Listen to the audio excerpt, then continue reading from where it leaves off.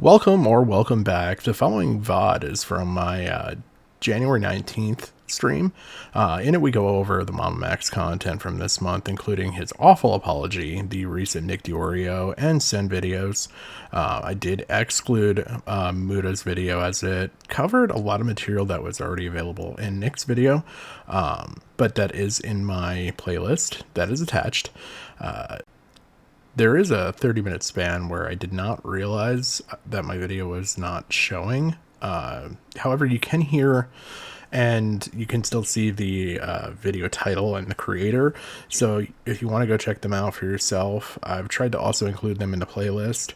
If you enjoy the content, please feel free to like and subscribe. If you want to leave a comment below, I have been trying my best to respond to them in a reasonable amount of time. And above all, thank you all for the support and enjoy the stream. Tonight,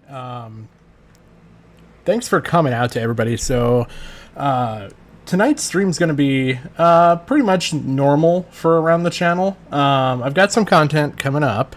We're going to be covering, I feel like I'm quite loud. We're going to be covering the most recent Mamamax stuff to begin with. I got a bunch of different clips, videos, some of the stuff from last time that I didn't get to cover because Max is a jerk, and some other stuff that is all new. I'm sure some of it you've probably seen. I don't know if anybody dug into some of this other stuff, so we'll see. But I really wanted to start out by saying thank you so very much.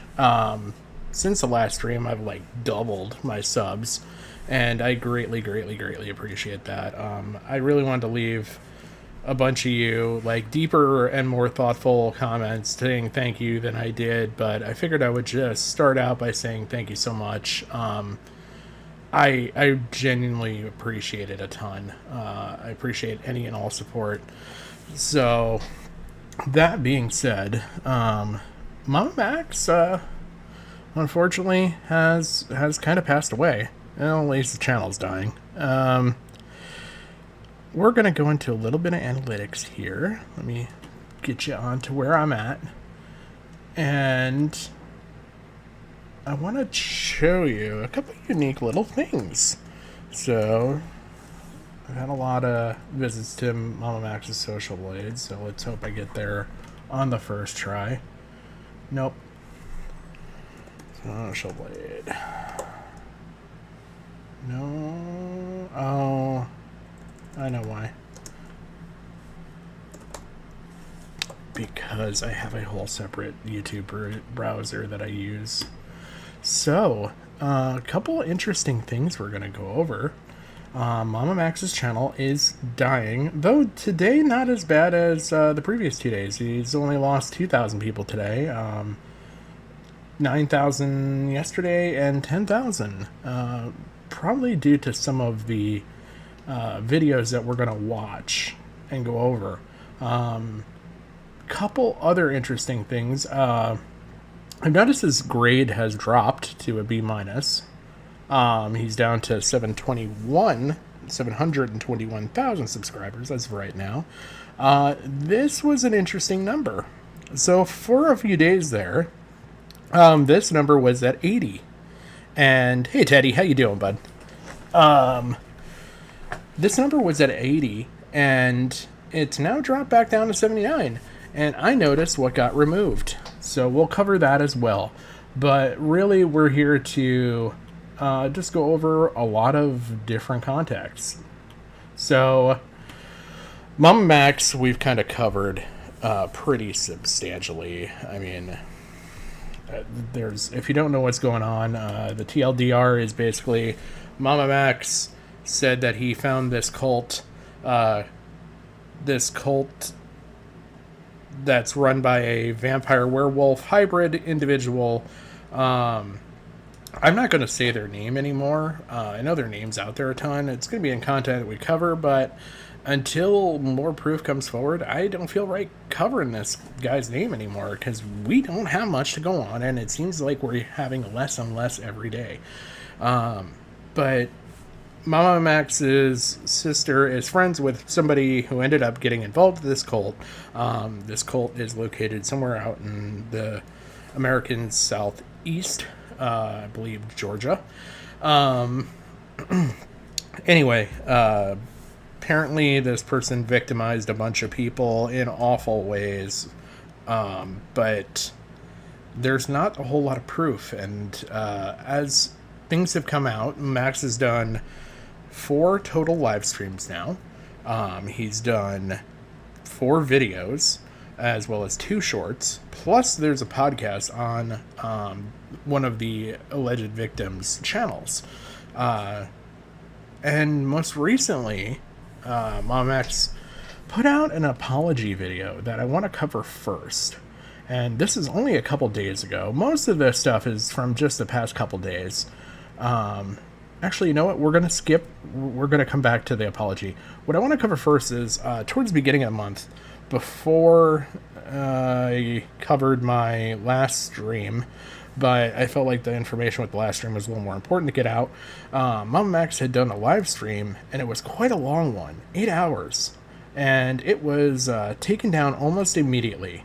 And if we go, I'm going to go to Max's page here, because we're going to have to go to one of his lovely videos.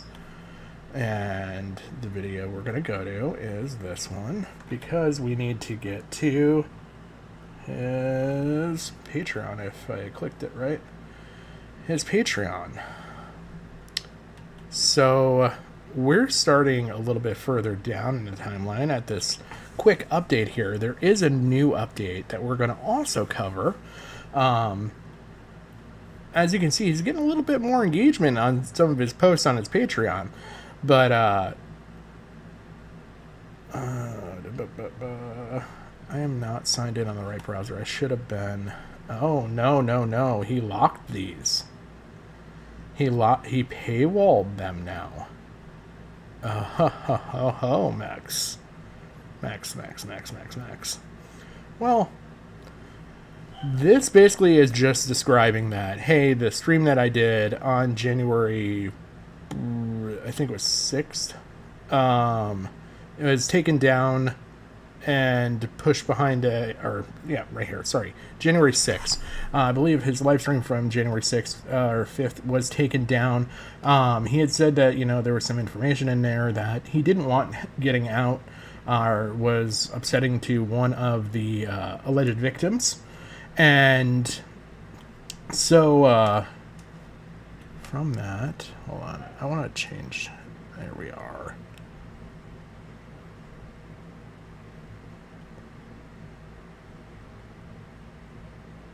If what Spencer said, I'm just reading chat right now. If what Spencer says is true about her. This makes her as bad as the gamer. Yep.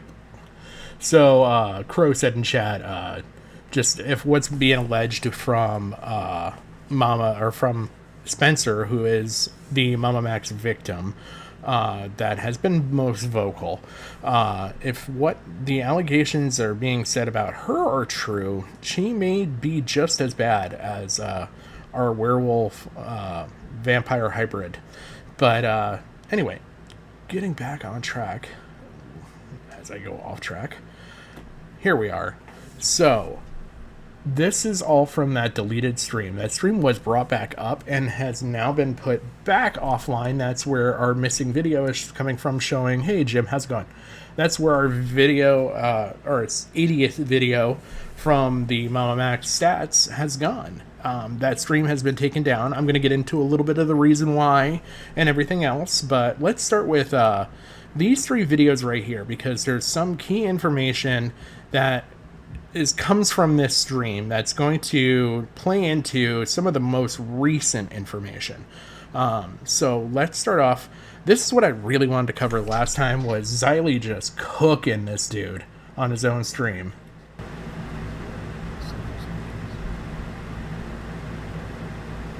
God, Max, why are you so... communicate with each other. Alright, Xylee. So I'm gonna just let Xylee go off. I gotta go to the bathroom. I don't know if you guys can hear this okay. Wait, you're gonna go to the bathroom as you're gonna let me go off? That's how that's supposed to work. Hi, Xylee. Hello. I bumped up volume. Hopefully that helps. we doing good tonight? Are we good? Yeah. Yes. Sifley, How you doing? I'm doing great. I'm doing amazing. Now I'm just waiting for him to come back so I can have my little fireside go chat off with now. him. Damn. Yeah, Oh, you don't better worry. go. Don't worry. I feel like we've been waiting all night for this. I don't know why. I don't know why he wanted to talk to me, but I did love to hear him beg and say my name. My Oh God. my god. Did you have a good New Year's? Digging his own grave. Okay, we're gonna try. Hey, Max. Now, we've talked before. You should have known. I'm gonna try a couple things here. Apologies. Me coming up here would probably not be a good idea.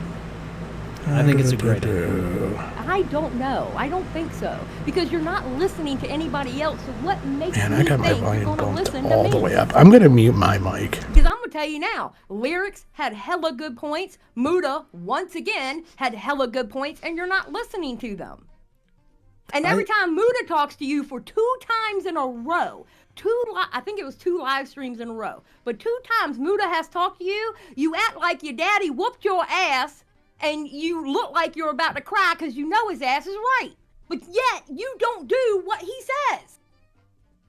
What is wrong with you?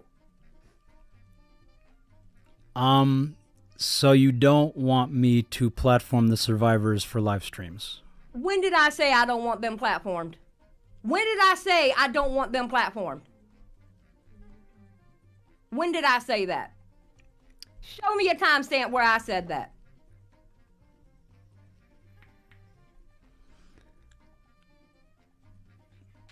What are you trying to say? Don't look at her. Don't look at her. Listen to me and look at your computer. Don't look at her because she can't give you that answer. You said it out of your mouth. Show me a timestamp where I said you can't platform them. What are you trying to say, Xylee? What I'm trying to say is, if they have a case, again, I haven't seen the proof, so I'm saying if, okay? If they have a case, you are fucking it up by these live streams. I don't think that's true. No, I think it is. Because let me tell you something. You sent your audience to go hunting for this dude and his mother. If something would have happened to them, that would have been on your ass. And then it would have been on their ass for saying the damn name and having these people in the chat hunting his ass down like he's a fucking deer. Can you give us? Okay, I apologize, and I think I just probably blew everybody's ears out there. I'm having a hard time with volumes tonight. Let me do this a little bit down on sensitivity there. Okay, so I just wanted to chime in. So basically, what we're covering right here is Xylee's call into that Mamamax stream, and Xylee kind of really lays into him, and I think it's well deserved. Just going over about how Max is really kind of screwing up this case, any potentiality for a case for these victims and things to go to court. There's a couple interesting things that I want to touch on with her call here that I'm gonna go back to mute and I'll let it play out a little bit longer. I am not talking to you, honey. I am talking to Max. Respectfully, stay out of it. What's up? Hi, Muda.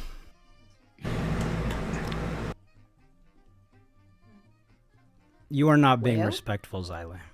How am I not being respectful? What, because I'm loud? I'm a loud bitch. I've been loud ever since the day I was born, homie. It ain't changing because of you. Have you seen my live streams? All I do is stay loud.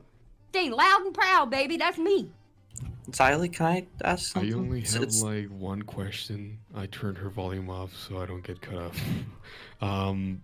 Can you show a Well, then, fuck timestamp you. You in ain't getting which an you answer. Can prove that You ain't Max getting an said, answer. You're not getting an answer yeah, if you go can't and hear go- me. go And you dox his can mom. do your Go thing, and blah, blah, go and blah, blah, dox, blah, blah, Candace's blah, mom. blah, blah.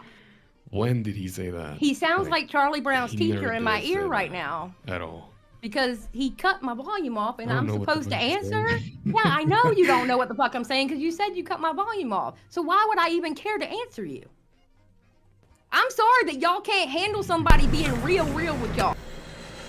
Yeah, Xylee's not in the wrong to be basically calling out Max here, and Max invited this type of conversation. I can't remember what he titled the stream, and I know it's not shown on screen right now, but this stream was kind of titled in a way to kind of bring on creators and have a discussion because all of his previous stuff had gone downhill so badly. So he was hoping that in this, he would have people come on, he could have an honest discussion, maybe answer some questions. He does have a discussion, and I'm not going to cover it, but I will have it in my little playlist thing I do, where he talked with Lyrics, and Lyrics, he ended up freaking disconnecting him and stuff over what I thought was a stupid, like, I think he was honestly feeling a little hot under the collar, and he couldn't really handle what was going on, and so he saw it easier to disconnect Lyrics than to answer the questions. When it came to Xylee handled things very politely, especially when it came to talking previously, and I know I didn't show it. Oh my god, my mouse is sticky. Previously in this phone call, and again, I'll have all this in my little playlist thing, but she was very, very polite in speaking with people, asking how they are, just making chit chat, all while Mamamax brought her in and then immediately fled to the restroom. So she is very, very, very polite. And when it came to Max, she wasn't going to pull punches. She wasn't going to put the gloves back on and handle him nice and easy. I mean, Max has been around for 8 years. I feel like people tend to give him some sort of credit because he doesn't make videos that often or something. I don't quite know. But he's been around for a substantial period of time. And so I don't think he actually deserves to be handled with the kid gloves that he gets handled with sometimes. So I think Xylee pretty much called him on his shit right here and did a fantastic job of it. But I'm going to let this play a little bit more, and then I want to get into a call that I forgot was kind of before this in the chain of time, but we're going to go into Mutahar, and I want to talk a little bit about Mutahar and who he is in relation to Mamamax, in case anybody doesn't know, but we'll get into that. I just want to let this play out a little bit more. I'm going to go back on mute. I'm going to let this video play. Give me just a second. There's a little bit of rudeness that I wanted to kind of outline and highlight here of Mamamax's audience kind of being a little bit rude to someone who's calling in. Mainly, like, okay. I'm sorry you can't handle somebody not kissing your ass. Because you know, Max, you've talked to me before. You know I'm not going to kiss your ass, dude. You know I'm not. I'm not going to kiss your ass like everybody else. I'm not going to do it. And I don't want you to. Respectfully. Can I ask something, Xylee? I just want to just try to get us all on one page here. So Mutahar did give him really good advice about the timeline video. I the way I keep referring to Max is I said the version I can show my mom, because my mom doesn't know any of this, any YouTuber or anything. I want something I can show her. It's a clear and concise video. It's something that a lot of people have been asking for. Basically, what normies can watch. Totally. Yes. But you understand, you make videos and stuff, it takes a long time. You can't necessarily just get it together in 2 weeks. It's kind of... Okay, and one thing I wanted to... I'm sorry if it's bad when I keep popping back on. One thing I wanted to touch on really quick right here is that this is the kind of kid gloves that his audience has been handling him and I don't understand why, per se, because...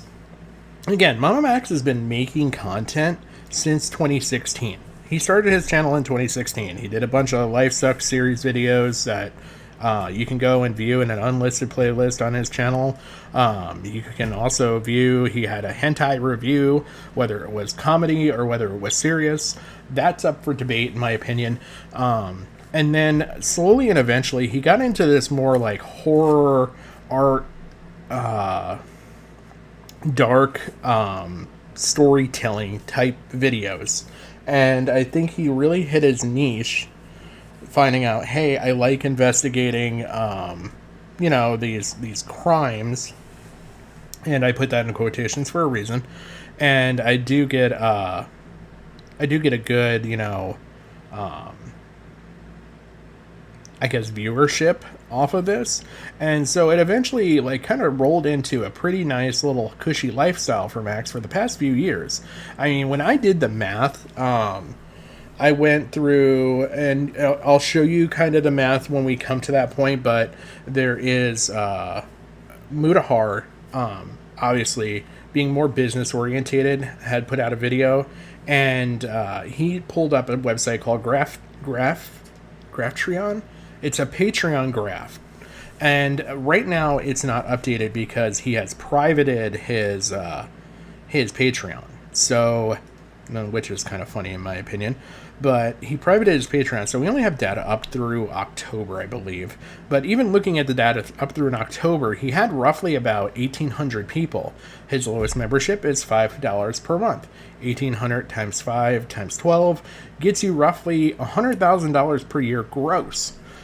He lives in Texas, from what we know. Texas is one of the places with no state income tax. Now, I don't know if he pays a business tax, but I kind of rounded up a little bit to cover on stuff and said that he pays roughly $15,000 a year in federal taxes. You could probably take another 10 grand off for state business kind of taxes. I don't quite know how that works out there for them, or if he even has to pay that. So he's making between $85,000 and $95,000 a year just off his Patreon.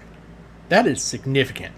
Okay, this is not a poor man by any means. He has the money. If you go back and watch the Spencer interview with the podcast on her channel that they did, there's 3 people that can be seen in one of the further pulled back shots. And I noticed that, well, there's technically 4 people. One person being Spencer, one person being Max interviewing her off camera, and then the other 2 individuals look like they might be like audio videographer type people. So he had enough to budget out to at least hire people to do this. Whether he's hired college kids for like $200 for the day, I don't know. Would I put it past him? No. But nonetheless, he had a team creating this podcast, and I just kind of want to lay some of that stuff out there. I mean, these are things like he had multiple cameras there, he had multiple mics, he had multiple laptops there from the looks of it, or at least like some technology where it looked like he was maybe going off of a notepad or possibly a tablet. But he had his sound engineer there, looked like they were working, or videographer looked like they were working off of a laptop. So either way, I mean, he has enough money and enough money to do a good, thorough investigation. So that's the first part I want to cover. The other part I want to cover is the time. And time is a big thing with this that I feel like gets brushed over a little bit. So if you go through different videos, you'll find out that there's a timeline of roughly 2016 is when Spencer ran away to be with this individual down in Georgia, the werewolf from Georgia. In that time, she was there, I think, was a few months to maybe a year, even if we go 2 years. Okay, so that's going to bring us up to 2018. When we're talking about this situation where she came to Max and told Max, hey, I really would like to have you cover this story. They kind of went over, hashed things out, and Max said, okay, well, I can either pass this and try and find somebody to help you, or you'd have to wait because I'm working on projects right now. And I believe the projects that he probably was working on were the videos that we covered last time, which was his retort to the accusations, as well as his previous Pick a Side YouTube. And hello, by the way, Ann. And sorry, chat, I'm going to read through, and I really want to read both what Jim has to say and Crow on this, because both of y'all have been really good as far as information. But they're all friends and stuff, and they're all even going to the same school and everything else, like when they were younger.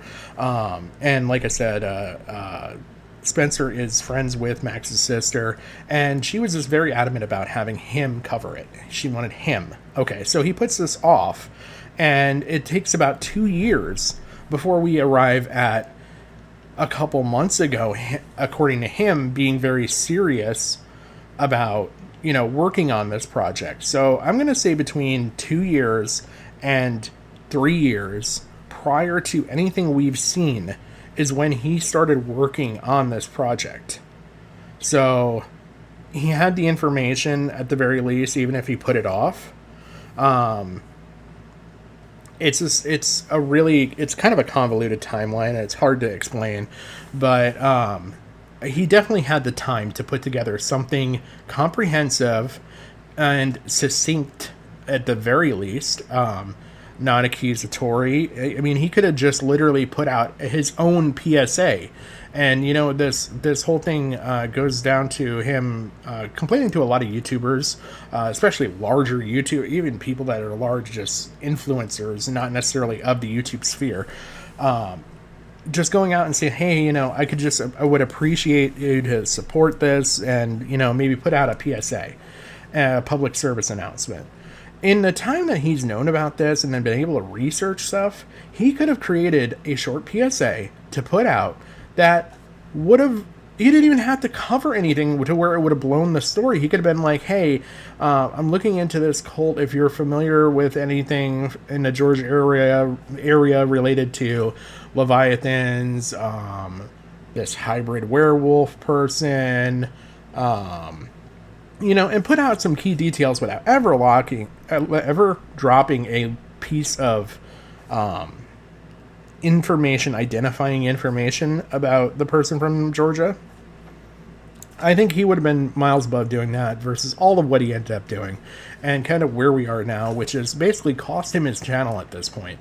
Xylee, if he had listened back when this all took place, and he had Zyla and Muda and a couple other people in his ear saying, stop, get the information together. Or if he listened back before that, the month prior, when he had Lyrics and he had Colton in his ear saying, stop, you need to do this right.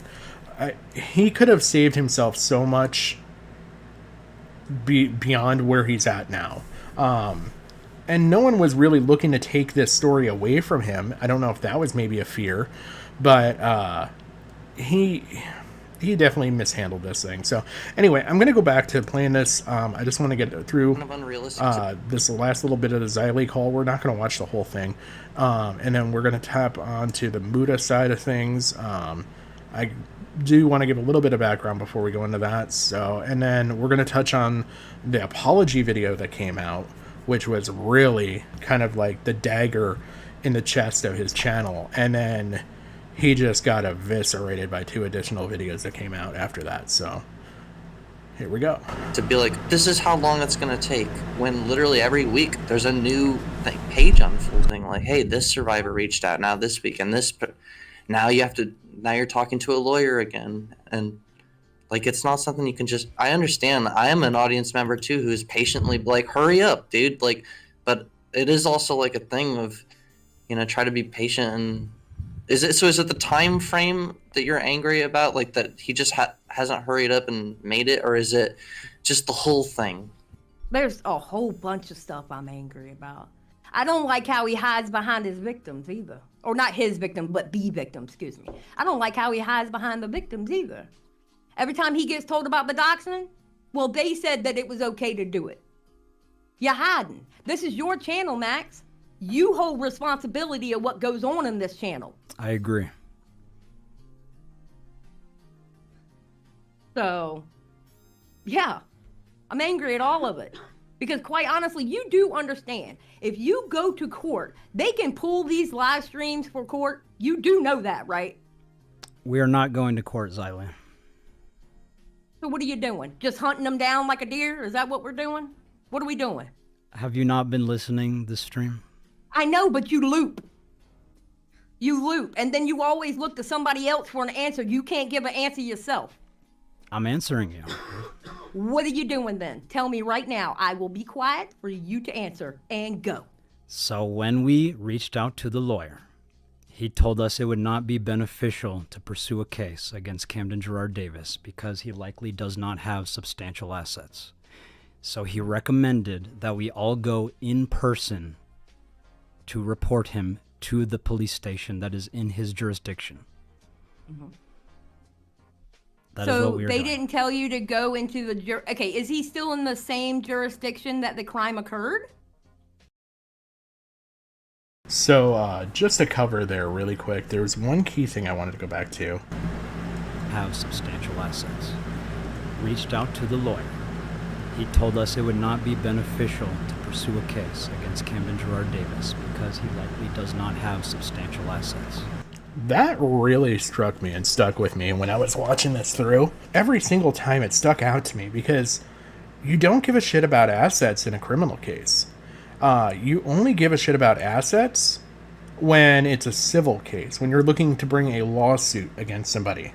So that tells me a lot. It tells me that the intentions when he talked with his lawyer was a lawsuit. I don't know what he thought would have come from this. I mean, there's been very rare occasions where a lawsuit will turn into a criminal case, but it's very, very, very rare. Typically, you only do your civil suit after all of, opportunities to charge him have been sussed out, for lack of a better way to say it. So you don't do that type of stuff, looking to still go after him for criminal charges. So that really, really, really stuck out to me.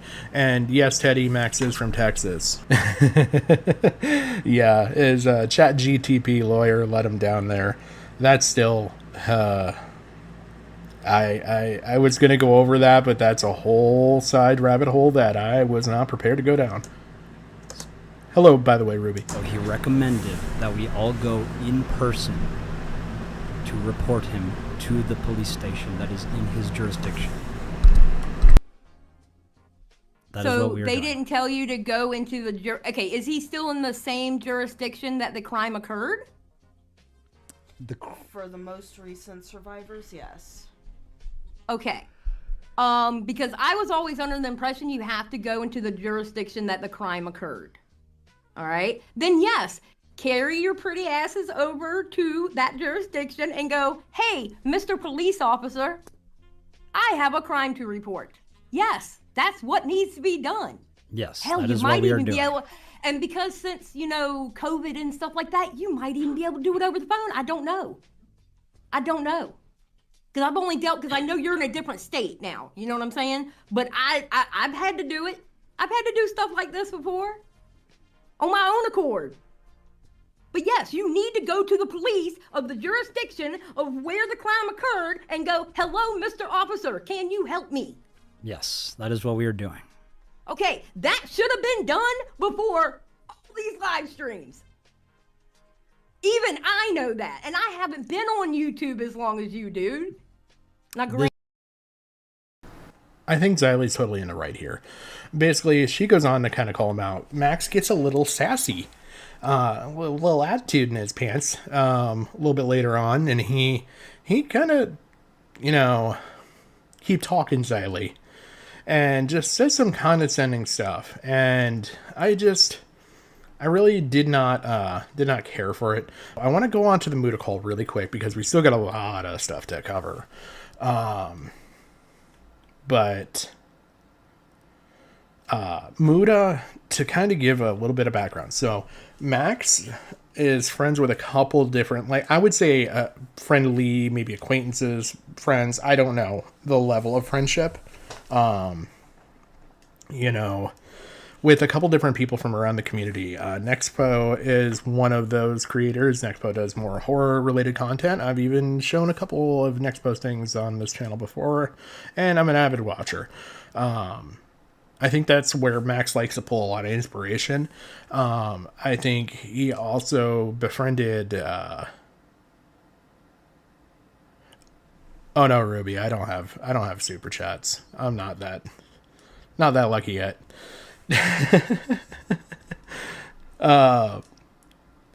Best I got, I think, is Stream Elements, and I have no idea if it'll work. I think it's in the description, but do not feel obligated to do anything. But anyway, Mutahar is more known for being like the gamer side. He covers some different like crime subjects and stuff. He really kind of does a bunch of broad different topics. I mean, he's been the one that like really brought forward all the Jared the Completionist stuff. God, I'm trying to think of other big. He's done a couple different things with CoffeeZilla, but they were friends behind the scenes. So when Muda calls in here, he's calling out to a friend. I want you to keep that in mind. Hopefully the quality on this audio is a little bit better. What's up? Hi, Muda.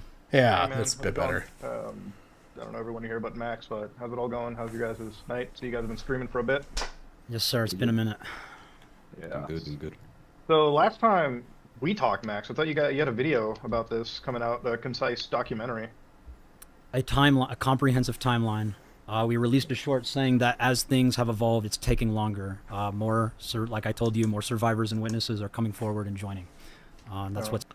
Okay, so this short came out 2 months after his initial whole batch of videos and streams and everything else. Videos that he obviously put time and work and effort into it. Oh, I appreciate that, Ruby. Thank you so much. Yeah,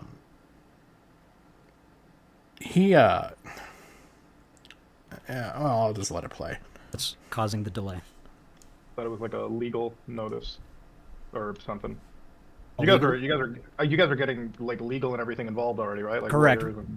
We've already spoken with a lawyer. They suggested we don't even pursue him civilly just because if he doesn't have substantial assets, there's no point in a civil suit.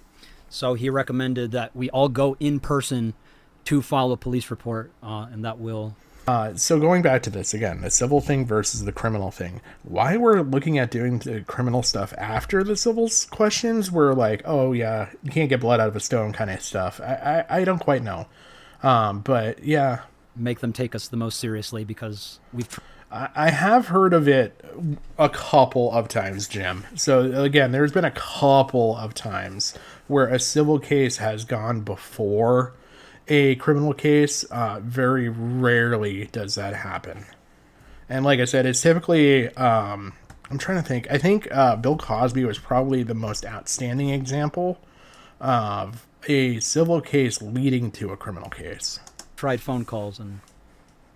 Phone calls for the law enforcement? Yes. We recently called Baldwin County Sheriff's Department, and I spoke to a sheriff's deputy and even asked for an email so I could send them what evidence we do have, and they weren't interested in even looking at it. He was like, oh, well, it didn't happen in our jurisdiction, so we can't do anything, even though he resides in their jurisdiction. Yeah.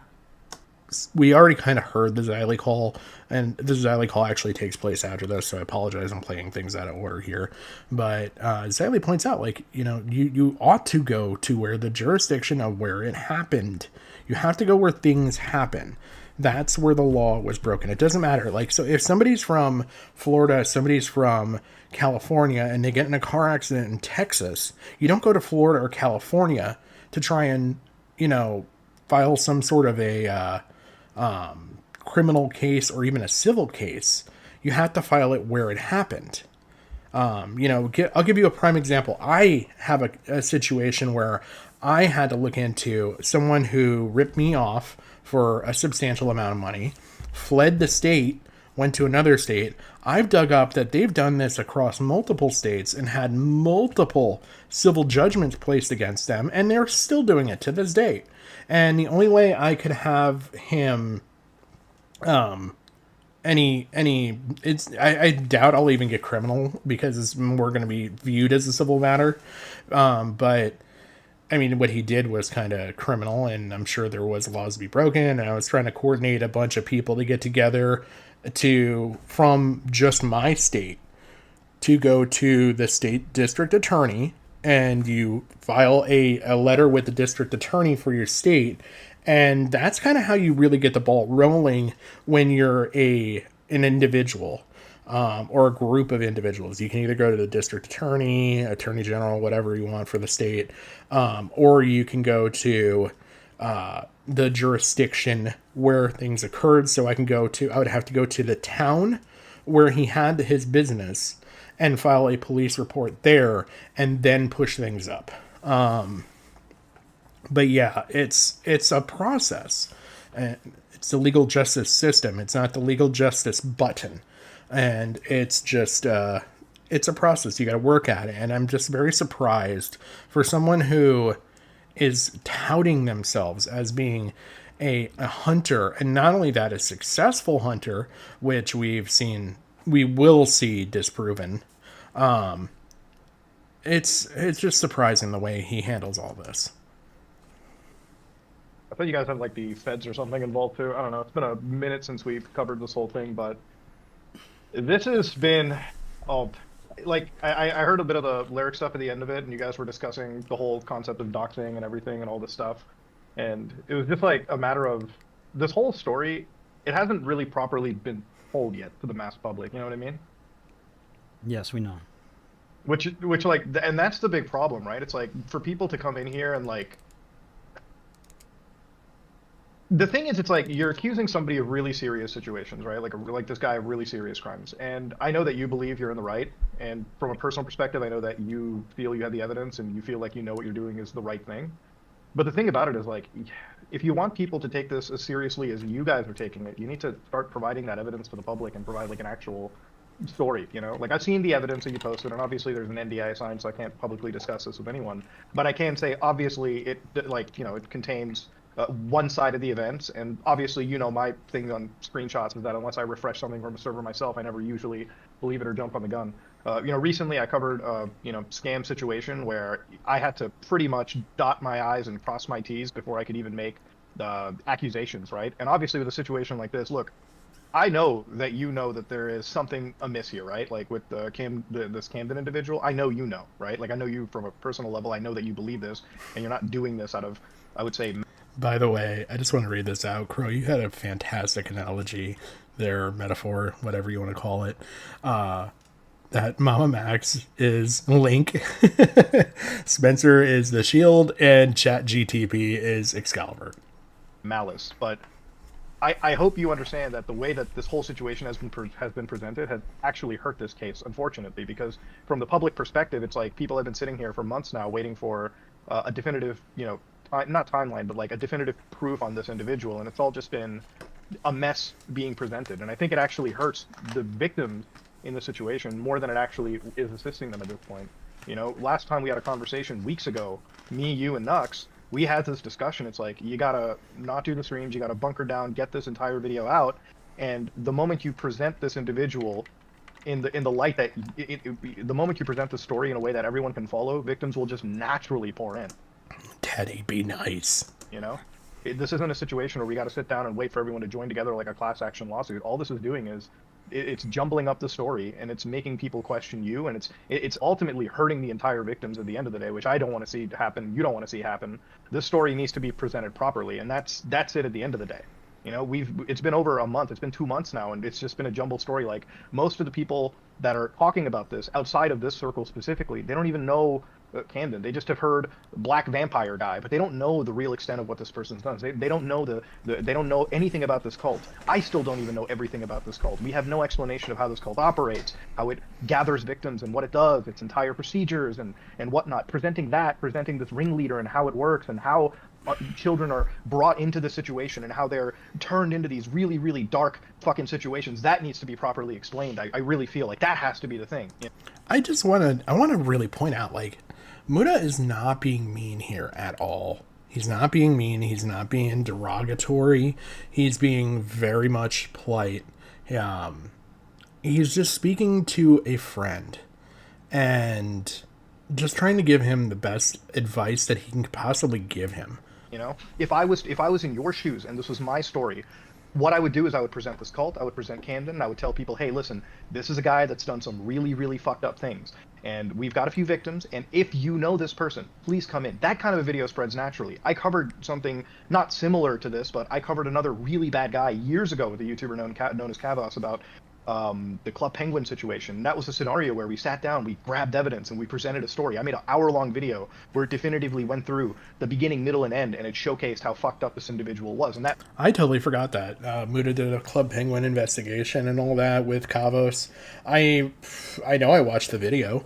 It's been a minute. But just to show you that, like, okay, so not only is he trying to, like, be nice to a friend, offer him good advice, say, look, I know I can't speak on things because of the NDA, and all that. Like, I'm trying to look out for your best interest here, man. You need to do this right, and you're not doing it right. You're fucking it up. reached out to people. Like, this is something that we kind of fucking need to see with this situation. Right now, we only know about the theatrics and the arguments around this situation. We don't know the cult. We don't even know everything about Camden. And, you know, we just have one account of the information. You know, all this is doing is hurting the story. It's hurting the victims, and it's going to actually hurt a legal case. The law enforcement agencies, look, I get it. The law enforcement system fucking sucks a lot of the times. Okay, I get it. It sucks ass. But the reason why sometimes they're indifferent and they don't give a shit is because they don't have a story to also piece together. They don't know what to go into. You know, I thought about it, chat. I got an interesting story to tell you guys about Mamamax and Slug, and some interesting stuff that came up. I totally forgot about that. I'll have to bring you up to speed on that once we get closer to that portion of the story. You know, they have a million cases to deal with. If you bring them black vampire cultists, they're going to sit down and think, okay, where the fuck do we begin? You know? And that's ultimately the situation. Look, I want to see this asshole fucking, if what you're saying is 100% true, I want to see this motherfucker behind bars. But there's a way to present this, there's a way to handle this before you get to that point, right? It's still, again, anyone in here can point out where Mudahar is being vindictive, mean, demeaning, any of that. And I kind of want to get to a little bit ahead here, so make even just a PSA saying, okay, we're just a little bit ahead of where I want to be. So Mamamax hears all that stuff, and this is his retort. My platform is for the survivors, and if they want to stream, that is what we're going to do. We're going to stream. I'm giving them my platform, and because we this has been outlined several times later in other videos we'll get to, but they're not looking, they didn't come to you, Max, for you to give them your 750,000 person platform.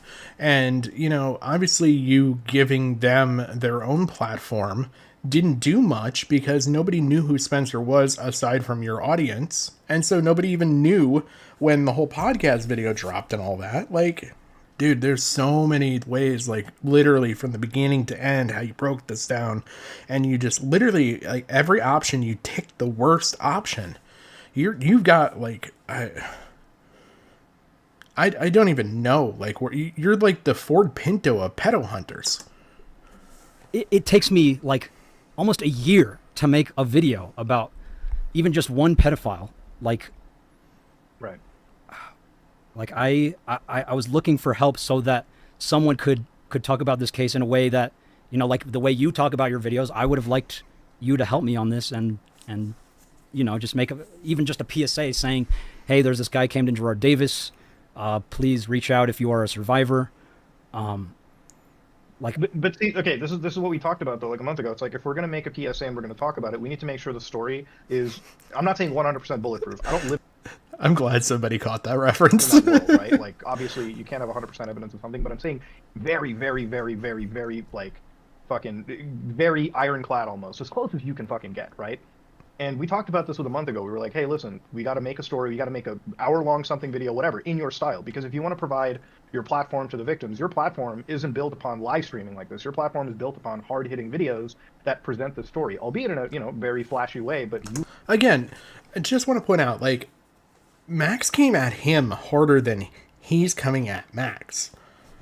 You know, this continues. Dude, I love your videos. Like, you. Oh yeah, we don't need to hear this. Where you start off in your typical fashion and you tell people, hey, listen, we're going to talk about cults. We're going to talk about, you know, people that run cults, the psychology they go through. We go talk about Camden, and then we bring up victims, and that's all we have to do at the end of the day. You can present it in your style, but again, it's just, you got to amalgamate all the evidence, And all you have to do is explain, again, in your style. You start the video off, you talk about a cult, you talk about where this cult is, you talk about what it is, you talk about Camden, and then you talk about the victims, and that's it. And the thing about it is like, instead of making... He even went as far as to give him, like, an outline for the video. Like, he couldn't have done this any nicer. Matter-of-fact statements like, I'm going to call this guy a pedophile or everything. It's like, what you have to do is you have to present the story, and you just tell the audience, it's like, hey, listen, I've given you everything. Now it's time for you to come to your own conclusion. And if there's somebody that recognizes this cult leader that I've talked about, please come forward, get in touch with us, because we have a legal action taking in. That's it. Like, right now, the public perception is they have no idea what this is. All they see is the fights that you're having with other people, and that's it. I want you to succeed in this mission. I want you to take this guy down. But sitting here and screaming about this isn't really going to help the situation. I did want to notice, like, and point out one little nervous tick I noticed about Max here. When he gets mad, he clicks that pen quite frequently. What you need is you need to present the story, then stream all you want afterwards. Once you got that video out, and once it's spreading around and reaching the victims, that's all that matters. You know? Max, I have a question for you. Yes, sir. You said you can't present evidence because the lawyer, right? The lawyer's advice not to present anything. We are protecting the evidence until... What evidence? Like, man, you've literally given out names, places, locations, like, victims' names. Like, you've not done anything to protect your evidence up to this point. Like, why are we freaking worried about protecting evidence suddenly? Like, you've got some holy grail buried away, when even the people who have seen your little Ark of the Covenant freaking server that has the holy grail and opened it up and looked inside, and they said, man, you still got to work on this cup. It's a piece of shit. Until law enforcement has done something or shown that they're not going to do anything. Okay. That is why we're holding on to everything. And like I said, as this case has evolved, this video is getting longer and longer and more complex. Right now, our priority has been trying to find all of the survivors, which is why I want to make a PSA so we can even have the full story in the first place, because right now we only have 8, and I know that's a lot of survivors, but we still only have 8 out of hundreds that were part of this. And but you have enough to definitively paint this person as a predator, right? How much are you looking for? Is there like a number, or just is there a time?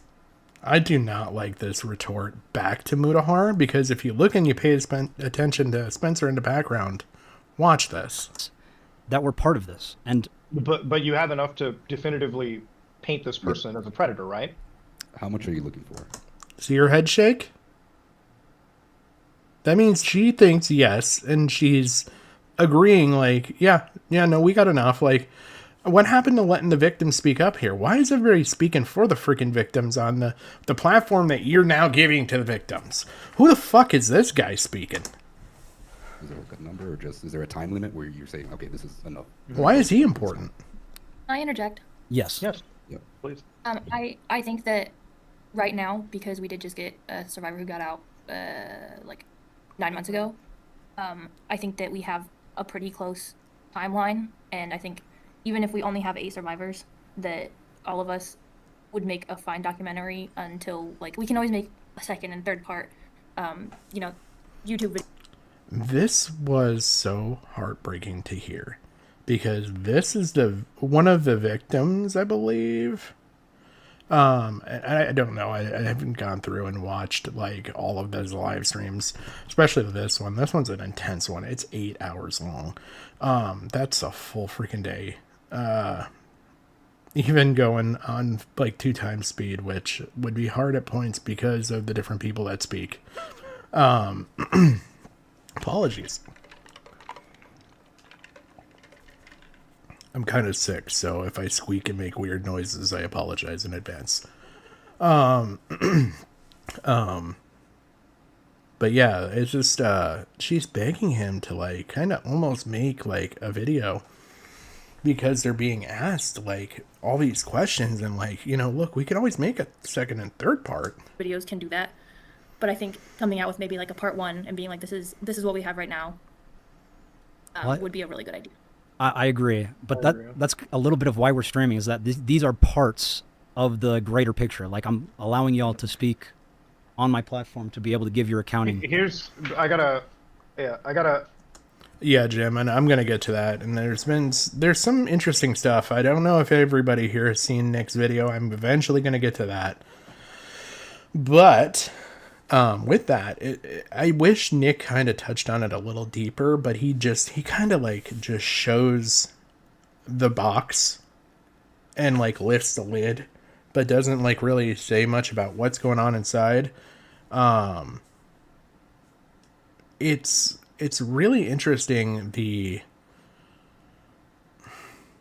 divide on how things are, because Max obviously has a lot of allegiance to Spencer, but I don't feel like he has a lot of allegiance to these victims, and like this is a good part to point that out. Framing is that these are parts of the. Let's go back. Like 9 months ago. I think that we have a pretty close timeline, and I think even if we only have 8 survivors, that all of us would make a fine documentary until, like, we can always make a second and third part. You know, YouTube videos can do that, but I think coming out with maybe like a part 1 and being like, this is what we have right now, would be a really good idea. I agree, but that's a little bit of why we're streaming, is that these are parts of the greater picture. Like, I'm allowing y'all to speak on my platform to be able to give your accounting.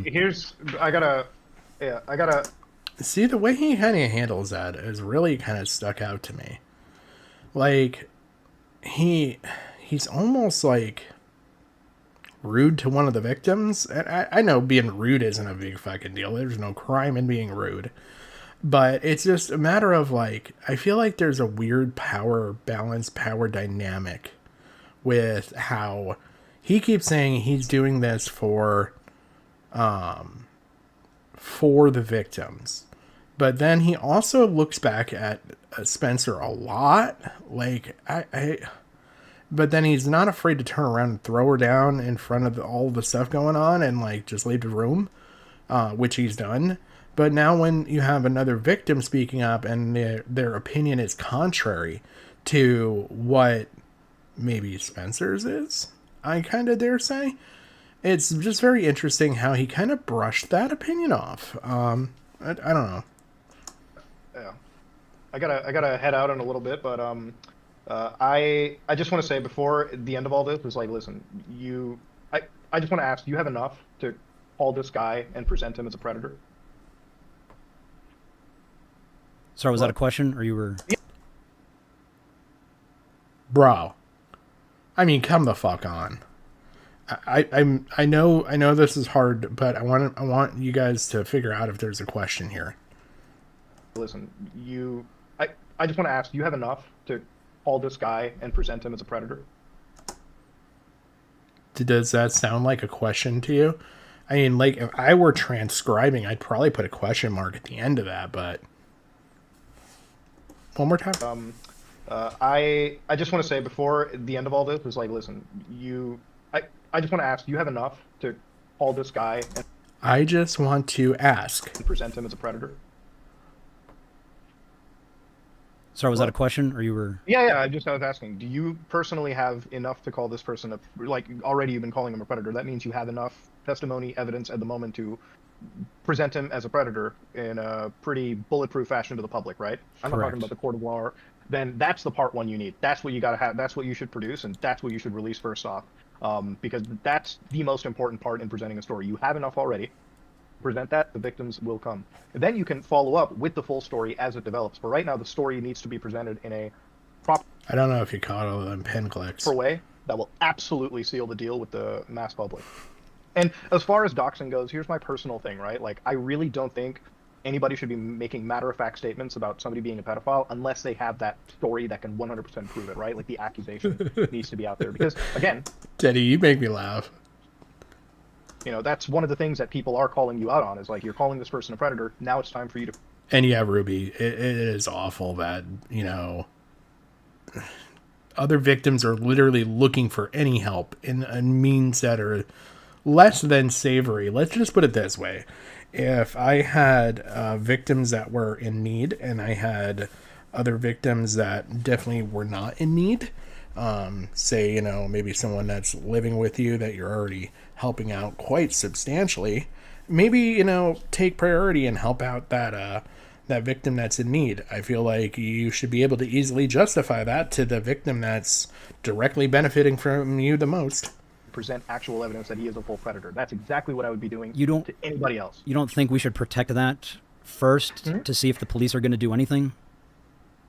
I mean, what you have right now, is it going to be something that like what is the evidence, do you believe, is going to be invalidated the moment you release it out in the public, like a message or something? Correct. Is that not the case?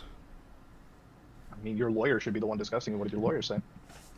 Yes, Max. What did your lawyer, your legal team say?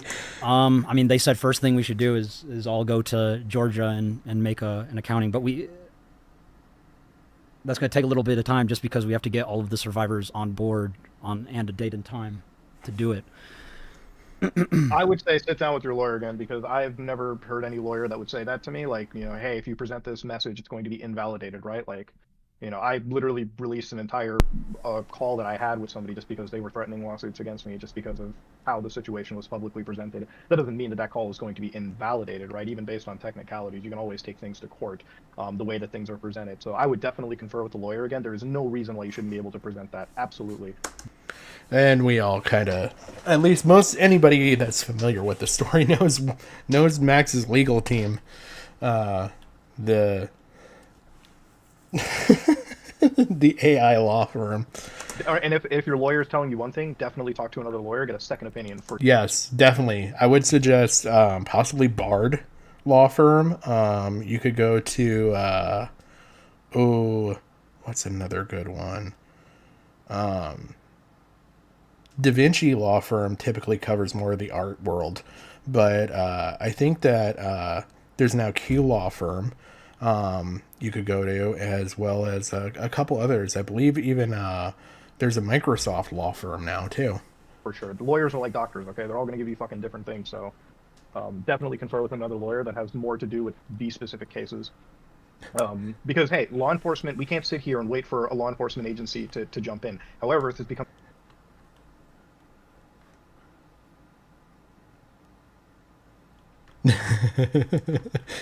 Oh, man. So, going on from here, mouse is being uncooperative again. Bear with me. I'm going to do something. Hopefully not blind anybody. Okay. Let's see if that helps. All right. So we're going to go on from this. I was going to cover with this Papa Gut. Everyone's favorite Papa came out against the Mama. But I don't think he really offered anything great, honestly. So let's jump into kind of bringing you up to speed. So all of this happens. He takes the stream down. There's this big rift starts to divide and starts, you know, just really showing that it's he's going about things in the wrong way. He kind of really goes at a couple people, and it's all behind the scenes. That's the thing that's kind of hard to justify here. We don't see, as a viewer, you don't see any of this stuff. Jack Thompson would be better. So what we're going to do is we're going to get into Max's apology video that then came out. So all the stuff happens behind the scenes. Max tries to seek cover by coming out ahead of the game and coming out with this apology. And we're going to take a closer look at a couple things with this apology, but I'm going to let it play out because, if anything, for archival purposes, in case this disappears like some of the other things have disappeared off of his timeline, I just would like to have it so that people can see it somewhere. I just completed a 30-minute video called Silencing All Survivors that addresses pretty much everything. It addresses criticisms. It addresses my approach. It includes apologies. It includes a call to action on Camden, a little bit of information about everything, like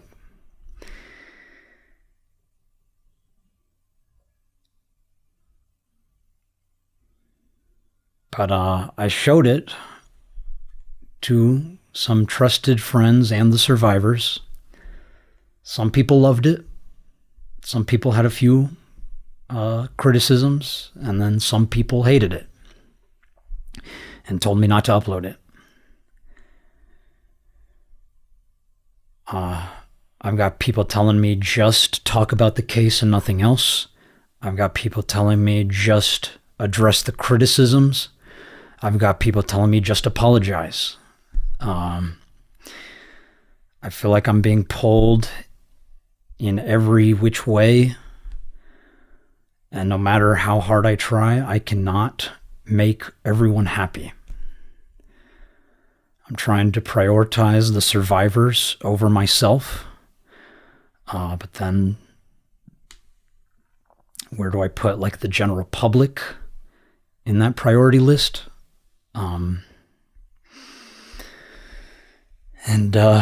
It's very difficult. I feel like I'm in an impossible position where I just can't seem to do the right thing. And I'm sorry. I'm sorry I can't make all of you happy. I'm sorry to Charlie for dragging him into a case that is not necessarily his fight. And I'm sorry. I'm sorry to my audience who don't even know what the heck is going on. Like I'm uploading shorts, I'm doing live streams, I'm doing weird ass videos. Just trying to find the remaining survivors of Camden Gerard Davis. That has always been the goal for this awareness campaign. And while it's worked in some respect, it's also caused a lot of issues. I don't want to cause issues. I want to resolve these issues. I don't want any... I don't want beef with anyone. Like I want to communicate openly. I'm trying to communicate with my peers. And I'm trying to listen to dissenting voices. I'm trying.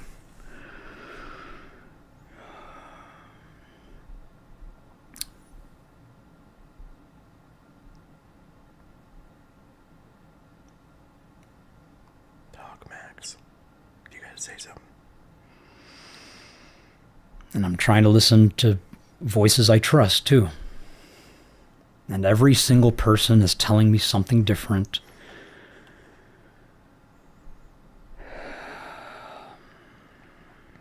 And I don't know what to do. And that's why I've been asking for help.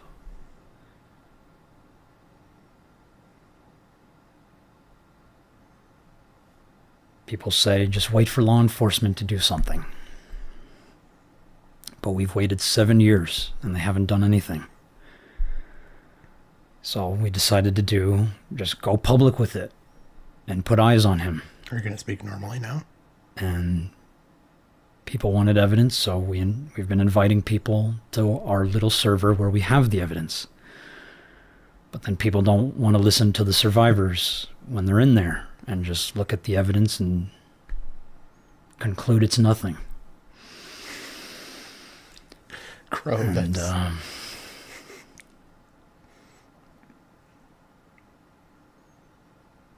people are making all these public attacks, not platforming any of us, not wanting to talk to the survivors themselves. And when people do talk to the survivors, they're getting attacked. Just because they're transgender.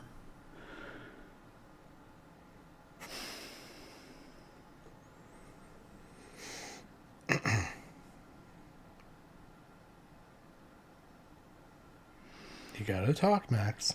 You gotta say words. Use the big boy words. This has been very difficult. And I know if I could have just started with making everything clear from the beginning, maybe this could have all been avoided. I don't think he could have turned the gain up on his mic any higher to be able to hear you swallow. And I take accountability for that. I just thought that if people wanted to know what was going on, they would just go to the podcast. And we put the podcast on Spencer's channel to help her build her own platform.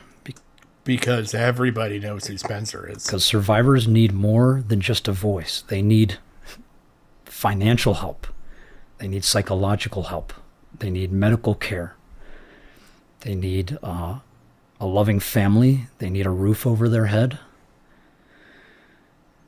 Survivors need a lot.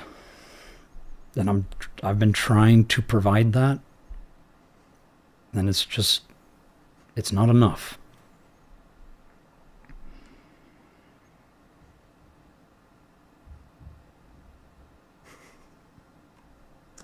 I could almost have commentary just in the breaks, like where he stops talking. Like, I paused the video right now. I just want to let everybody know, like, in case you didn't hear me hit the keyboard, because it's indecipherable between me pausing and him just going on about things. Anyway, I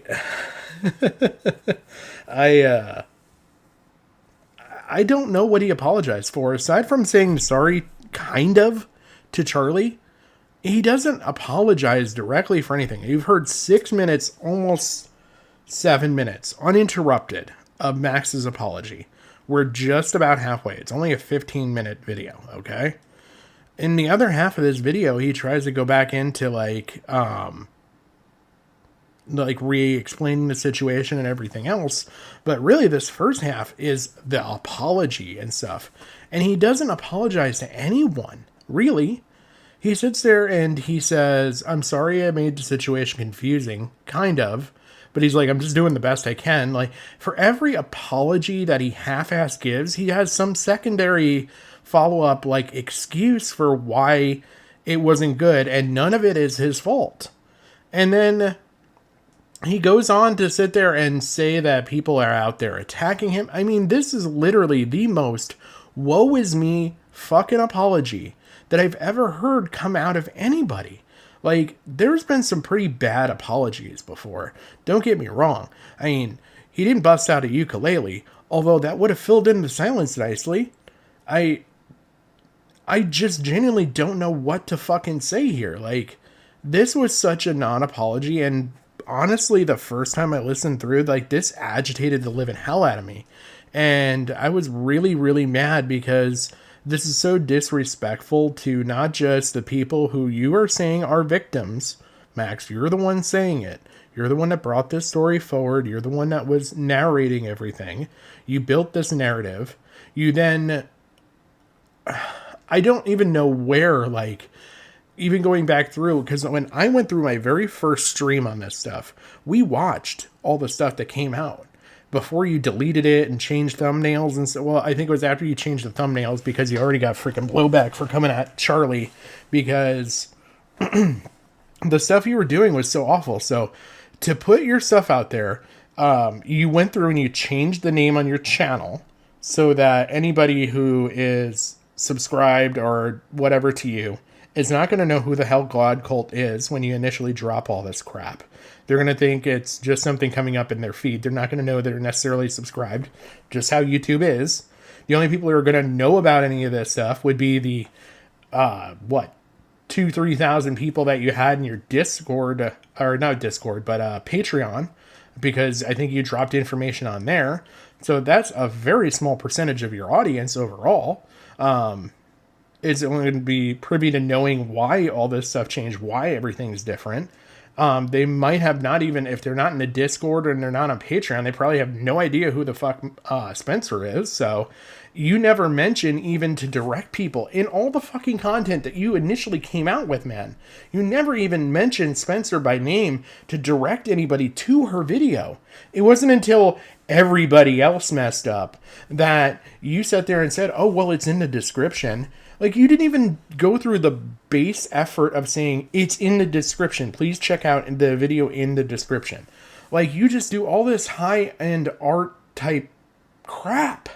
And you expect everyone to read in between the lines. I didn't know until I went through a freaking video recently that you had all this other crap that you alluded to in your freaking art video and your art project about all this vampire werewolf stuff that I would have, as a viewer, I missed, man. Like, you fucking missed the mark. I am not fucking Columbo. I'm not a professional streamer in any way. I don't do this for a freaking living. I am just here for fun. I watch the videos the same as every fucking buddy else does. And let me tell you, the shit that you fucking pulled went past me. And I would say that I'm maybe smarter than some people. And like, I didn't think to pause crap because the way you made it look, it was so blended in and washed out that it didn't even stand out. Like, you think that people are going to go through and pause and read different, like, individual, like, stills? Can we just point out, okay? And this is not by any means, like, cracking on anybody, but I've seen 2 videos, okay, with 2 very big YouTubers where they just recently found out about the whole period and comma and LKJ and a couple other like shortcuts you can use on your keyboard. Nobody else is going to fucking know about that shit. And these 2 YouTubers have millions of subscribers. Who knows? You may have even reached out to some of them with trying to come forward for all this shit. Like, man, you missed the fucking mark hard here. And I still could commentate because you haven't talked yet. I'm just going to keep speaking until you freaking talk. It feels like when we reach out for help, people just want to use that opportunity to attack us. Nobody's attacking you. To hate on me. Nobody's hating on you. You fucked this up, man. I'm literally just going to have a conversation now. Look at this. I can still have a conversation. You're a fuck up, Max. It's hard. This is really hard. You know what? So it's school for some people, but everybody makes it through. So, buttons onto a shirt. I'm just going to Mad Lib with what you say. Let's just start from the beginning. Let's not. In fact, you know what? I'm going to save you. Hold on. Yeah, we're not going to start from the beginning. Because you just go through and you say the same amount of BS that we've heard 15 times over.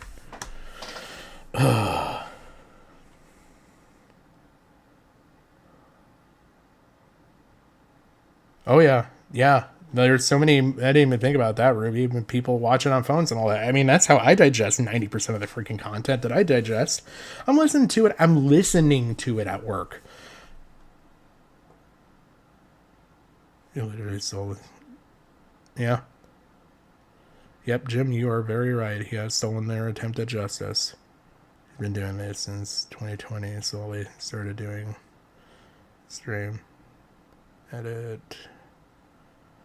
Yeah, he's into some weird stuff, and he hasn't dismissed it. Hey, Abby, how you doing? But yeah, he I don't know. This apology was this horse shit.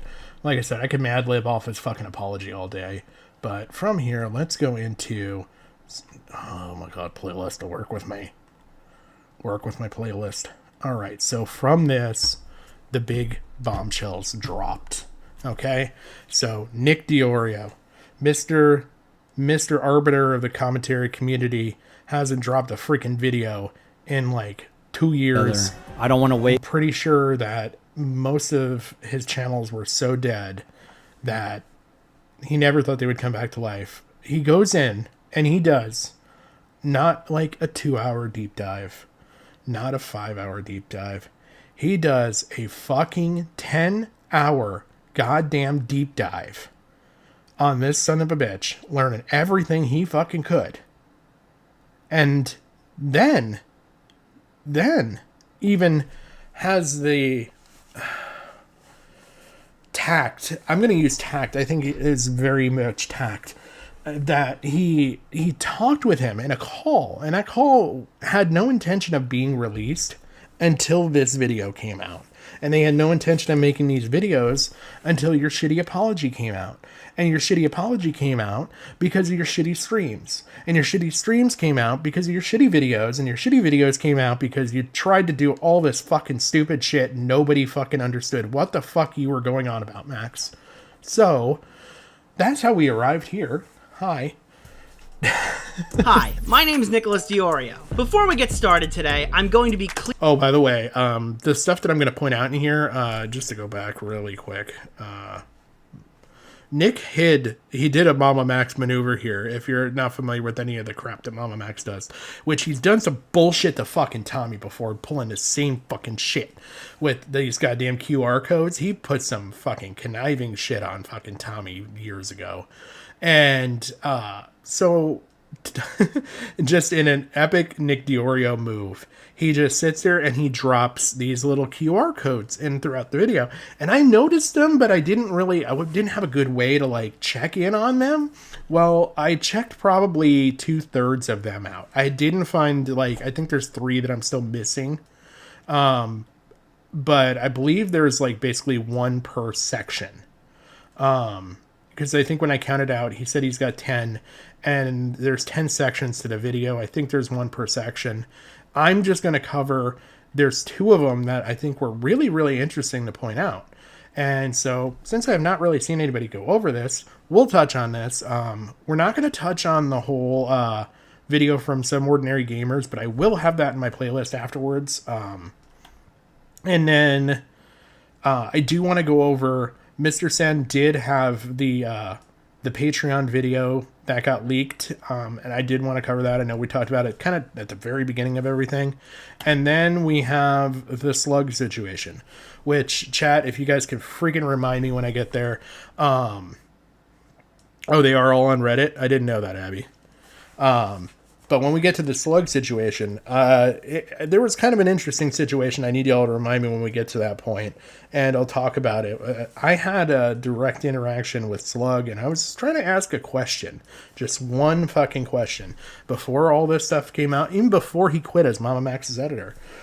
So we'll get there.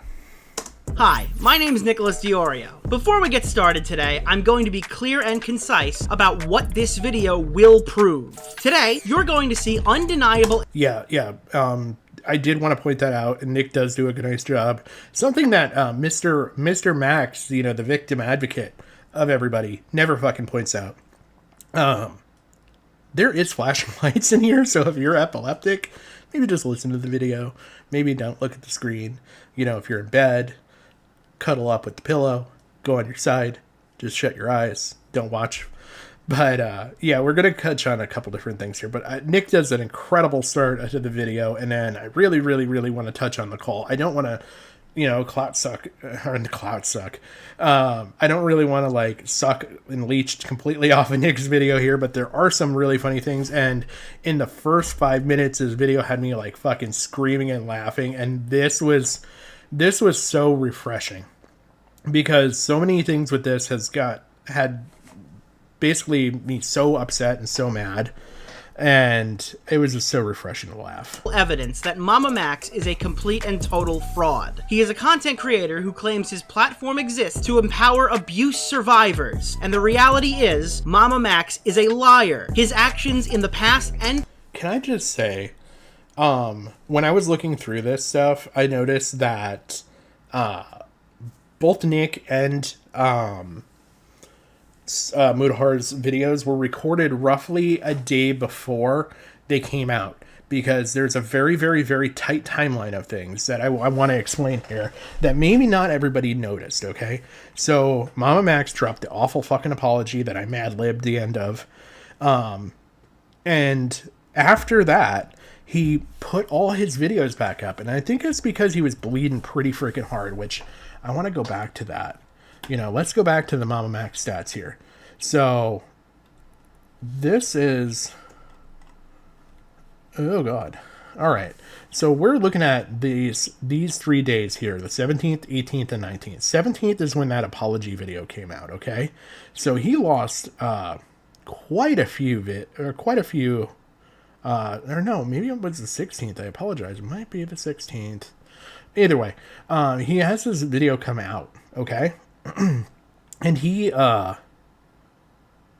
loses quite a few subscribers pretty freaking quickly. Well, I think in a way to kind of stopgap stuff, he ended up that makes me laugh. He ended up pushing all his videos back onto his channel. So like I said, when you look up top here, there were 80 videos. We're now back to 79 videos. The missing video is the 8-hour live stream. I definitely oh God. I'm just laughing at chat. Oh God. The missing video is now the 8-hour live stream that he had up that he took back down. Oh God, and he's still dropping. And yeah, now he's down to 721,000 subscribers. When I initially started watching this, I've got a screenshot that I took from his channel, and he had 760,000 subscribers. Just to give you an idea, in the span of 3 months, how far he has fallen, okay? And just in the past couple days, he's fallen even harder. So this $10,000 hit, or $10,000 viewer subscriber hit day was when Nick and Muda's video came out. So this would have been when his apology video. So just from his apology alone, okay, that awful freaking apology cost him roughly 5,000 subs, okay? And mind you, he's bleeding just barely. I mean, he's bleeding back and forth about 1,000 or so. But I think this is more evident of like just him being called out and him not handling things well. I think he could have probably made it back, but I think this apology video is the first breaking point. Then we're going to get into the following day, which was Wednesday. That's when Nick and Muda's videos hit. And he started off the day from before to then pretty in the black, or pretty in the red, I mean. I want to go because I was smart. See, I'm a smart cookie sometimes. Don't expect much. It's not often. But sometimes I'm smart, and I go through and I take pictures of things beforehand. Like, well, there was that. Where is it, Max? So this is how many likes to dislikes he had pretty much like almost instantly, like within that first day. Here it is. Okay. What are we doing? I thought I could zoom in. All right. Well, maybe not. 738. And if you notice, that 80 number is right there. So this I took as a snapshot just to show before Nick's videos dropped, he had already lost 4,000 people on that day just because of his awful apology. Mind you, Nick and Muda's videos didn't drop till later in the afternoon. So, but yeah, this was my smart cookie moment, me taking a screenshot of that. So yeah, it cost him almost 6,000 people, 6,000 extra subscribers that day, and then 9,000 the next day, 2,000. I mean, he's been slowly bleeding out. Thank God his averages are looking a little bit better than they were. His projections were to lose like 300,000 in the next like 2 years, which is not good. I do think it's kind of funny, and what I was laughing at earlier is that from all of the BS videos and everything else, and all these people being drawn into looking at Max from the two very big creators. I mean, Muda and Nick Diorio dropping videos, calling him out. He's actually made a decent chunk of change. We'll see how much of that actually goes to the survivors, whatever the hell they're called. Yeah, that was my intro song.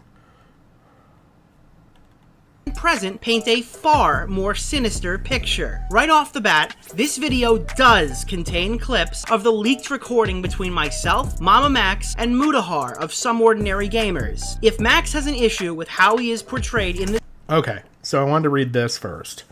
The growing amount of evidence is evidence. So this is a flamenco argument. And this had me screaming. Nick gets into it, and I literally posted, like, as soon as I heard, I was like, this fucker is goddamn flamenco 2.0.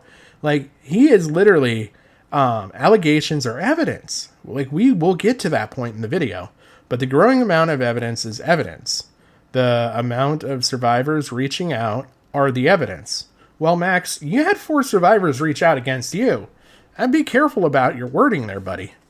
The consistency and complexity of the testimonies are the evidence. Again, we had Haley and Lucy, in my opinion, are 2 very, very, very valid individuals as far as like the testimony that they gave against you, Max, especially Haley. And you went on to discredit all of them, say they were all crazy, they're all abusive, and then you went on to label an innocent person as a pedophile, and basically your audience really went after them, and it freaking cost them their job and a bunch of other stuff. Please be patient while we are working with law enforcement before we continue our public campaigns and seek more survivors. Max, again, this is the fucking 13th of January. You've had 4 fucking live streams by this point. You've had 6 fucking videos. You should have fucking gone to the police before all this. In, I don't know, the months before we even heard of Camden Gerard Davis. If you need to see Camden Gerard literal devices before you're going to believe us, then we don't want or need you participating. Now that's a pretty fucking inflammatory statement for somebody who, in your last video, was asking for help. That don't fucking look like asking for help. I'm maybe blind in like this eye, but that don't fucking that does not look like asking for help. This video, I consent to the full call being released. I am not afraid. In the event where Max tries to bully me with threats of getting my channel banned, this video removed, or anything else through use of YouTube contacts, which he has done to content creators who have— All right, and I want to pause to read this, but I need to take a drink really quick, so bear with me just a second. I'm going to mute.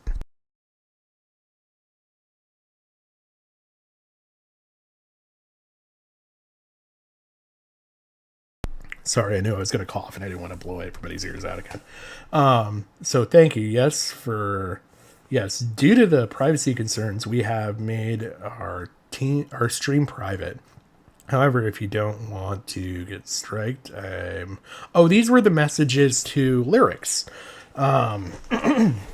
So basically what happened was Mamamax had his stream, and those calls that I showed you as part of that stream, Lyrics called in. Well, Lyrics ended up getting kicked out of the call. Well, Lyrics being a live streamer, he had recorded this and was on his channel as well. Well, Mamamax was courteous enough to reach out and basically threatened to take his video down if he didn't edit out a name. Which, if I remember right, it was in the name of one of his exes, which, Jesus Christ, Max, you got a fucking video literally showing the picture, their name, and giving their fucking backstories on every fucking individual there, as well as drawing attention to Magnetard's video, which also had all these victims with their names and information and pointed out their stories. So, like, now it's a fucking concern. I thought you said that names weren't private, or names aren't, what's the wording that you used? Personally identifiable information, PII. I've exposed him recently. I will not hesitate to drop our full, uncut recording for the entire internet to see. I will not be silenced, and you will get everything that's coming to you. Max is supposed to be the one bringing the story across to everyone. And yes, if in the case that everything is actually... Why is it my job? Yeah, why are you putting it all on me? Like, because it's your case! One bringing... I cannot believe that he acted like this in a fucking call with, of all people, fucking Nick Diorio. Why are you... Absolutely, I am the first one. Okay, a few months ago, the YouTuber named Mamamax asked me to react to his content and promote the massive investigation he was about to release. Max Stryker claimed to be exposing a depraved individual who used social media to lure society's most Okay, so this gives the backstory. I don't think we really need to go through the backstory. I do want to... All right. Investigation... The evidence. Let's go to here. Anyways. Corpse. So, this is going to really get into some of the key stuff that I want to cover. A lot of it is, you know, Nick did a fantastic job of making me laugh hard as fuck with the way he describes the whole situation. But we're going to jump forward to really looking at the Mamamax stuff. I don't know if I even want to get into this because we covered all this stuff too.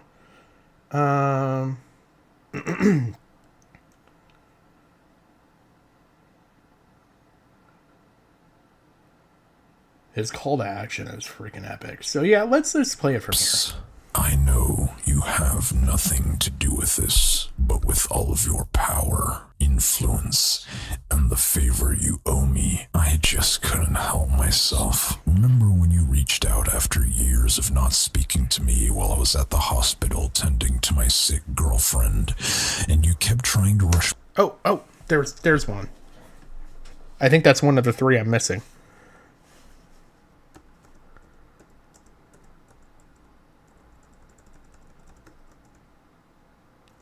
Come on. There it is. Ha! Got it. I just want to see if this is any of the any one of the videos that I missed. Yes, so I would... Yes. Yes. This is the one that I really wanted. Alright, we're going to immediately add this to the playlist. But yeah, Nick did these and they're freaking fantastic. So I now got to speed everything back up to normal though.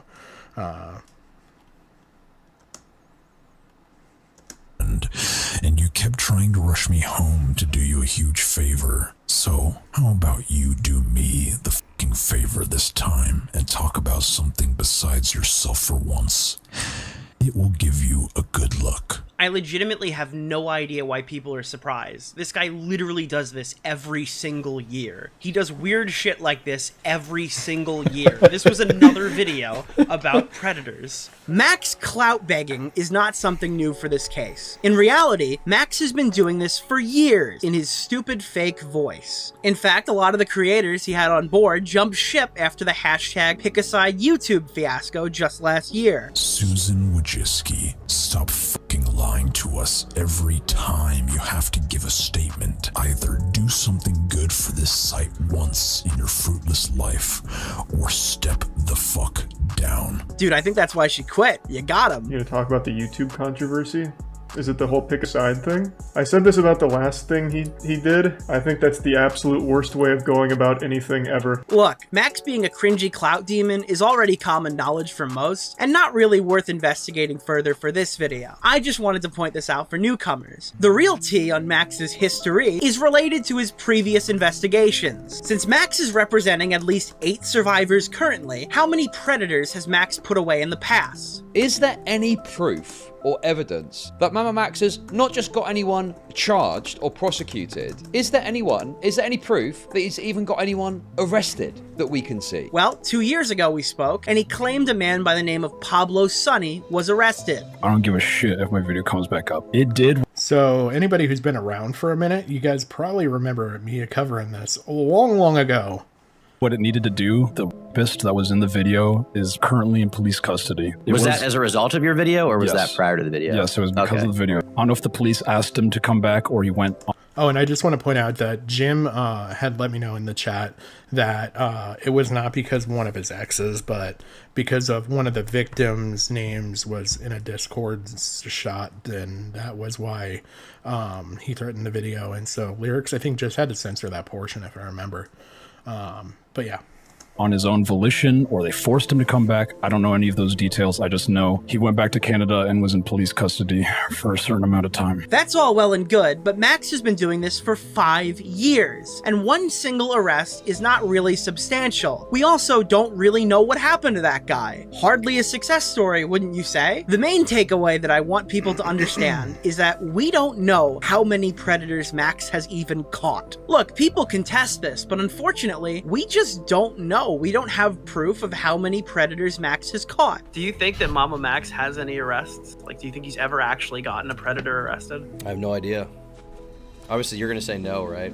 You were in one of his videos, right? Like, he had you in a video. Yeah. Had you ever, like, watched his content before you agreed to that? A little bit, but it was pretty hard for me to get through, honestly. In one of Max's Predator expose videos, the Discord Max infiltrates, quote unquote, isn't real. He created it with footage to retell his story. Which basically forced my hand into joining these closed-off communities where they could easily get to me. This was really interesting, and I didn't even know this until these were pointed out by, people who've obviously been around a lot longer than I have to think about even looking at this stuff. So basically, he says he's in this roly-polies Nanakarobi Yes, Eddie, Yoki. you definitely This have. is his server that he's set up. He's the admin or mod for this server because you can see he's got the cog icon. Go to your Discord. If you go to a Discord, you see you won't have that if you're not an admin or moderator. But that means that that's your server. You're the admin. You've set that up. And the thing is, what people would argue is like, oh well, but he's doing that because he's doing it for the sake of the video. And it's like, okay, well, where's the evidence that he did this thing that he's claiming that he did, joining this server and putting it, he's out here claiming that he's putting himself in danger. So now it's just up in the air at how much of Max's Predator allegations are actually real. Sure, this detail is... Oh, by the way, anybody who's sticking around after I go through all this Mamamax stuff, I am going to kind of do like I did last time. I'm going to do more content that's not Mamamax related, and we're going to talk about the Argentinian shuffle. So I will get to that, but I'm just covering all this stuff up front because I'm going to basically do like the same that I did last time, and where I'm going to take this, cut it out, we'll make it an uploaded video. Largely inconsequential to the story and may appear to just be me reaching. I like to call it laying the groundwork, but nevertheless, we don't know how much of Max's content he's willing to fake. We just don't know. But the last one is the real damning thing here. A long Reddit post went up that piqued my interest recently. Calm down, H-Bomber guy. I'm gonna credit the dude. Maximum I'm sorry, that made me laugh so hard the first time. Platypus 69 raised a lot of interesting questions about multiple Mamamax previous videos. Remember, if you think we're reaching, this guy hunts predators. There should not be this many questions about things he might have faked in the video. But the one that stood out to me was Max's video on IMVU. I find the agonizing screams of hundreds of my children pleading for justice after their abuse on IMVU. I hear you. You know what's really funny is that, Max wanted help and attention on all the eyes of everybody on this whole situation. And by him totally fucking this up, not only did he get the eyes that he wanted on this situation, he got like the eye of Sauron, which is Nick DiOrio, and all of YouTube to start really digging into his deeper content at large. And I mean, even look, I don't consider myself like any authority by any freaking means, but when I'm able to fucking just suss out the fact that you're literally doing the same thing and you're saying that allegations are evidence, but then it wasn't allegations or evidence a year ago when it applied to you, Max, come on, buddy. You can't have it both ways.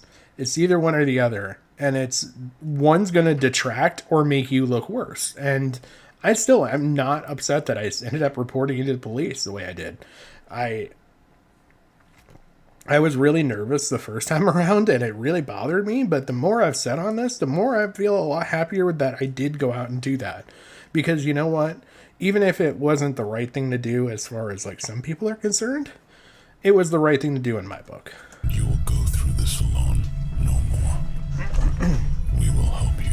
If you don't know, IMVU is a 3D avatar social networking application. In this video, Max claimed a user named Casey was exploited by Pablo Sonny. Yes, if you've been paying attention, Pablo Sonny is also coincidentally the only predator that Max was able to get arrested. He claimed it was because of this video. The Reddit poster takes issue with a story of a victim named Casey, whose only friend on IMVU was Pablo. Max claims to have reverse image searched Casey's Naruto profile pic to a YouTube channel. On this YouTube channel, Max claims he miraculously got access to Casey's unlisted videos she posted. I don't think I have to tell you this, but that's really convenient. And I'm going to tell you anyway. We are currently approaching Dream's Minecraft world record Ender Pearl luck on this Predator investigation. But don't worry, there's more. On her account, there was a video titled, "This is where you raped and killed me," that showcased a bloody white sheet in the woods. Maximum Platypus 69 correctly pointed out that the vast majority of Max's abuse survivor audience interpreted this as Casey either being deceased or taking her own life, following the unlisted video's release. Max would respond later in a Q&A, and it was really awkward. Is there an update on Casey? Can you talk about how you got into the account or how you found it? Yeah, that's a bit much. I can't talk too much about Casey. I don't know what I can and can't say. I will tell you that, yes, she's okay. That's all I'm gonna say. Oh, thank God. I didn't even know that. Holy shit. That's something I wanted to actually jump in BC with you about at some point. Yes, but... Thank God. I'm gonna stop talking about it. Wait a minute, I want to see something here. Okay. Oh, thank God. I didn't even know that. Holy shit. That's something I wanted to actually jump...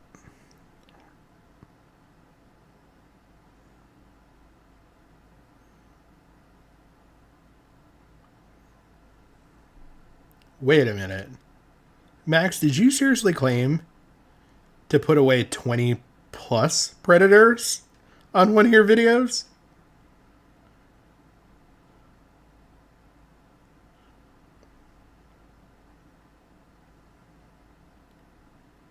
Jump in BC with you about...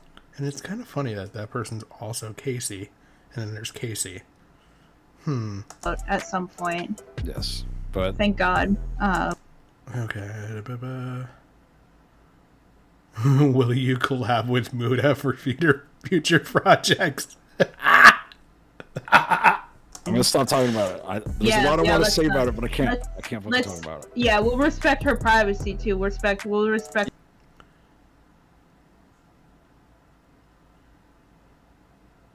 When you're eating the... Oh no.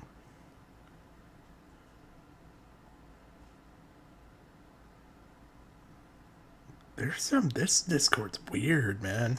Yeah. The secrets for now. Thank you, Max, for that very relieving update. So apparently, Casey is alive, but many have pointed out that aside from Max's spoken word testimony, if you will... Oh, I know there's no proof that Casey even exists, Jim. It's just funny to me that there's a Casey, and there's Casey.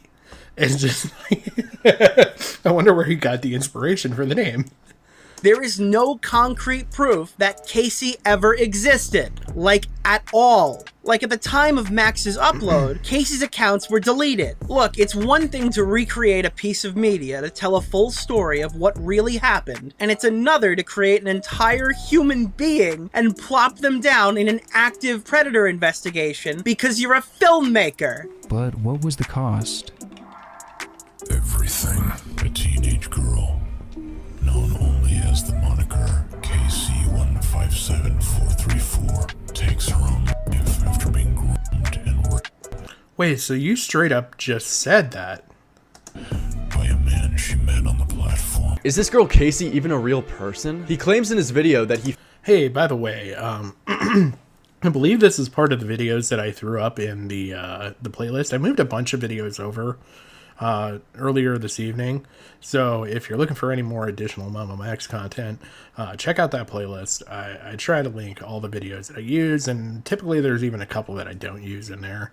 He found her no subscriber YouTube channel through a reverse image search using her profile picture on the game IMVU, where he then hacked this girl's YouTube channel and found an unlisted video called "This is where you raped raped and killed me, which is a video that shows assumingly Casey filming the site of her rape and has bloody sheets and a pillow in the middle of the woods. So if the narratives are fake, you not only lied about her death, but also that she was raped too, and made up this whole Batman ARG fake story that you had hackers behind the scenes get into her YouTube channel and find this secret encrypted unlisted video that she uploaded days before, like, herself.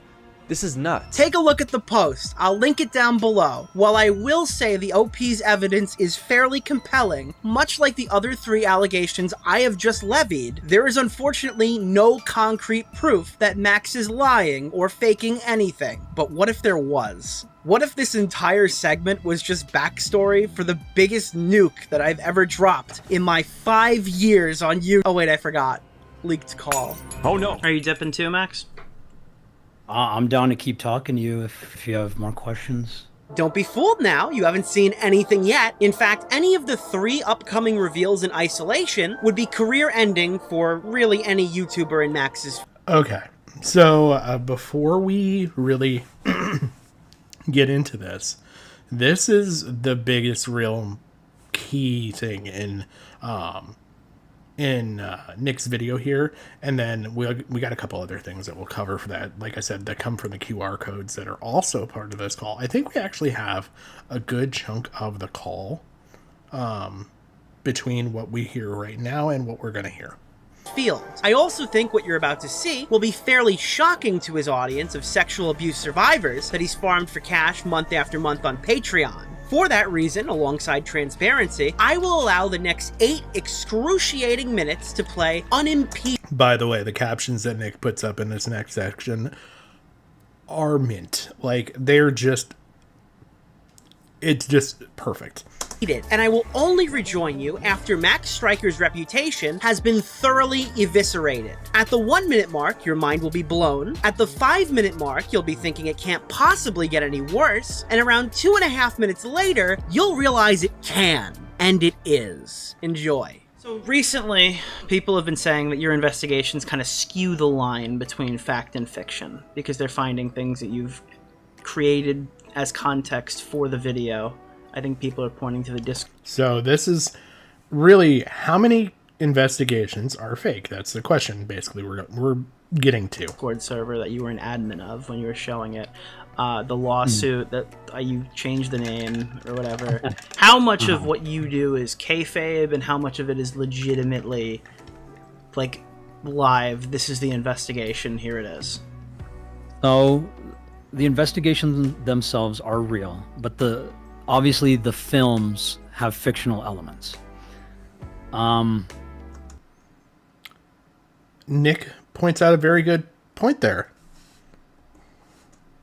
So the investigations themselves are real, but obviously the films have fictional elements. There's multiple reasons, like, for example, the admin thing on the Discord server, I had to recreate it. Yeah, that was a recreation because I didn't have the originals. The IMVU thing, I wasn't... I don't know why people are saying like, it's a film. Like, I am presenting it as if it were to be real, but I didn't think people would take it as that. Like, but wait, let that last part just sink in there. This is the first thing where he's like, your mind's gonna be blown at 1 minute in. This is freaking bad, man. This is bad. When you're sitting there and touting yourself as a predator hunter and then turn around and say in a call, recorded or not, who cares, that I didn't think they would think my content is real. I didn't think that my audience would believe this is real, when you're literally, nothing you say anywhere, in any disclaimer on any of the videos, nothing sits there to let you know as a viewer coming into this that this has been recreated or this has been dramatized or dramatized or just that in any way is this not real. You don't have any disclaimers, nothing. Files. You don't think that people are going to think your videos are real? So that's the thing. So I want everyone, when you watch my video, to assume everything is fake, except like when I show a people's face and what they're doing. Like, because obviously that's all. Oh shit! Oh shit!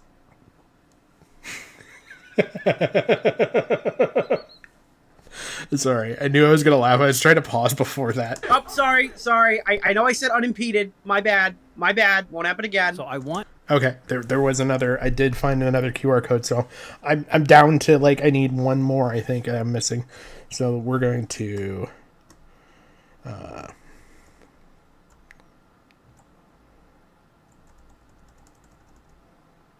want to get this QR code just in case. And I am taking pictures of these and putting them into the playlist, so we will literally immediately have them available. If it's worthwhile. I know this. I know this video. Why do I know this video? Okay, we're going to add that to the playlist. Okay, so I think we're literally only missing one QR code at this point.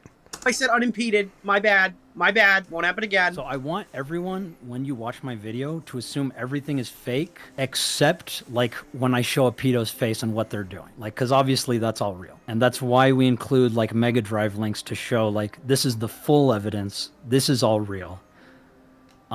Everything else should be considered fake, whether it's real or not. Like, that's so confusing. I didn't even catch that the first time. We include like Mega Drive links to show like this is the full evidence. Okay, so he's saying that take my videos as fake, and aside from the stuff that's real, which I'm not going to tell you where the differentiation is, but it's okay because I include a Mega Drive link with all the actual investigation.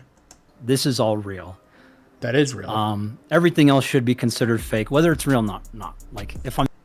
But then everything else should be considered fake unless it's real or not.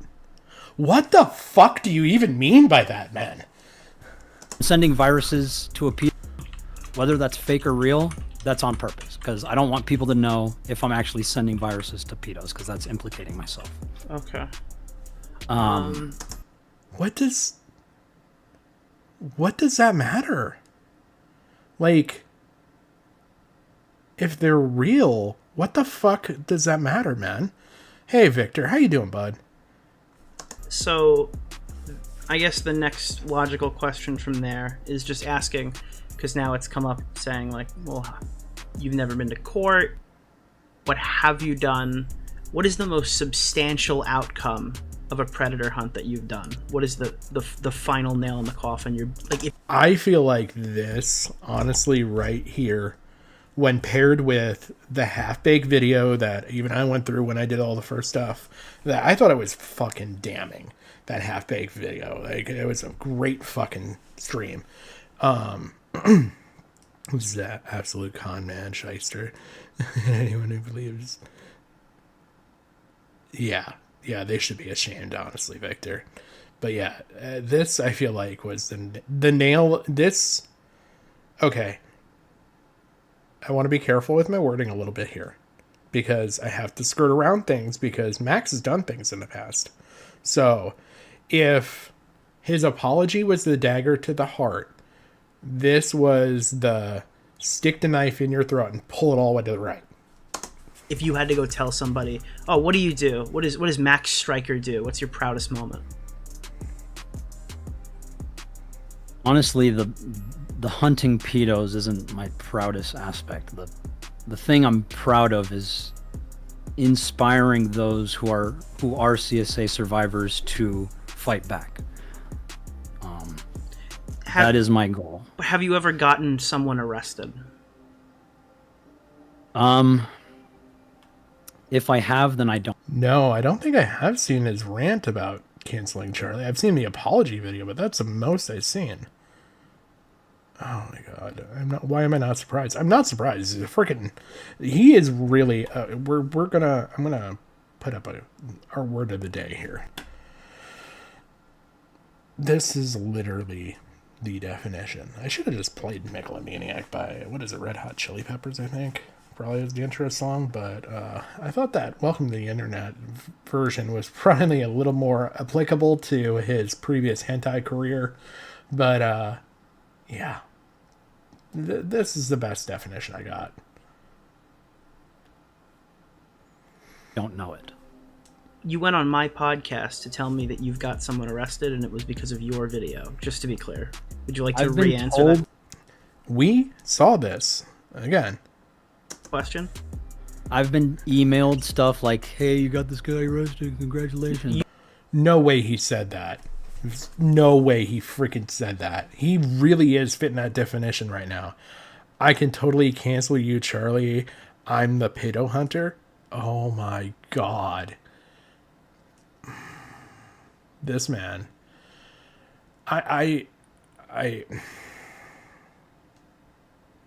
Wow. You went on and you said, this guy was arrested, it was because of me, it was because of my video. And you told me that 2 years ago. It's kind of egotistical of me to say that it was my video that did it. I don't know that for sure. But then you said recently that he fled to the Philippines. So was Sonny ever arrested? Pablo Sonny? Did that ever even happen? Yes, he did. All we know is that his last location we picked him up from was Mexico. Whether he fled to the Philippines or not, we don't know. We just know he has family there, and that's the most likely destination they would go to, just because. But he was so he was arrested. That was. Pablo Sonny? I don't think so. I think he got away. Yeah.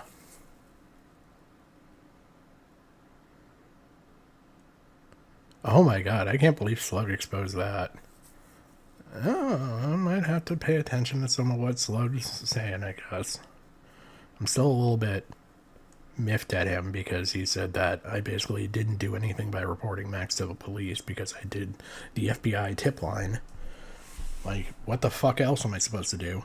It's what I'm alleging him of doing involved fucking predatory shit that took place that he's admitting to that was international. I literally only got one fucking option.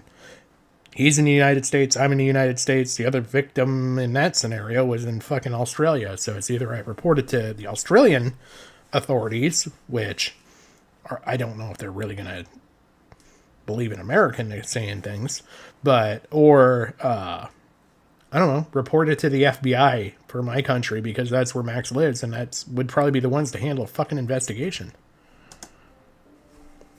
Dude, what the fuck? Yeah, if he was arrested, I have no idea. Why did you tell me he was arrested? You said Pablo Sonny was arrested and my video did it. Why did you lie to me on my show?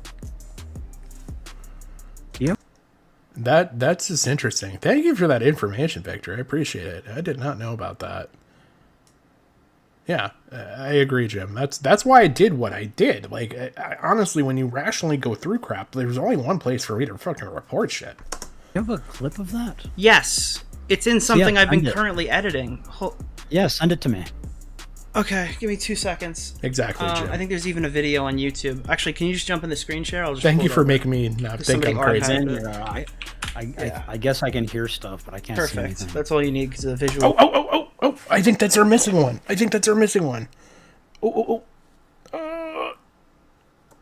Back. There she is. This is like freaking Pokemon at this point. Gotta catch them all, you know. We'll see what this one is, if it's worth adding to the playlist. Nope, this one just goes to Chud Logic's channel. So it is the missing one because one went to Mudahar's channel, one went to Nick's normal channel, one went to Nick's second channel. And then I think 4 went to videos. So that would be what? So that's 4 and 4 is 8. I can't remember what the other 2 went to. That's all you need because of the visual of the drawing. This is the 2 clips, contrasting clips of Pablo Sonny. What is your primary goal? Is that then? There's no. What's your other? Well, I guess the question is like the Nick's getting at is like, okay, so you want to enact this change. What do you hope is the eventual result of your video? Okay. of all this. So I know there's people out there saying I'm doing it to self-serve. I just want my video back up. I don't give a shit if my video comes back up. It did what it needed to do. The rapist that was in the video is currently in police custody. And it was that as a result of your video, or was that prior to the video? Yes, it was because Okay. of the video. All The right. video was about IMVU and this one predator. I made it about him and him alone. IMVU is a game, right? You Yes. played the game and you exposed this guy. Yeah. Yeah. Straight up fucking lied. I can't believe that. I missed it totally. Obviously, I didn't know. But, like, yeah. It's crazy that his audience, and even more so put together by Nick, caught this.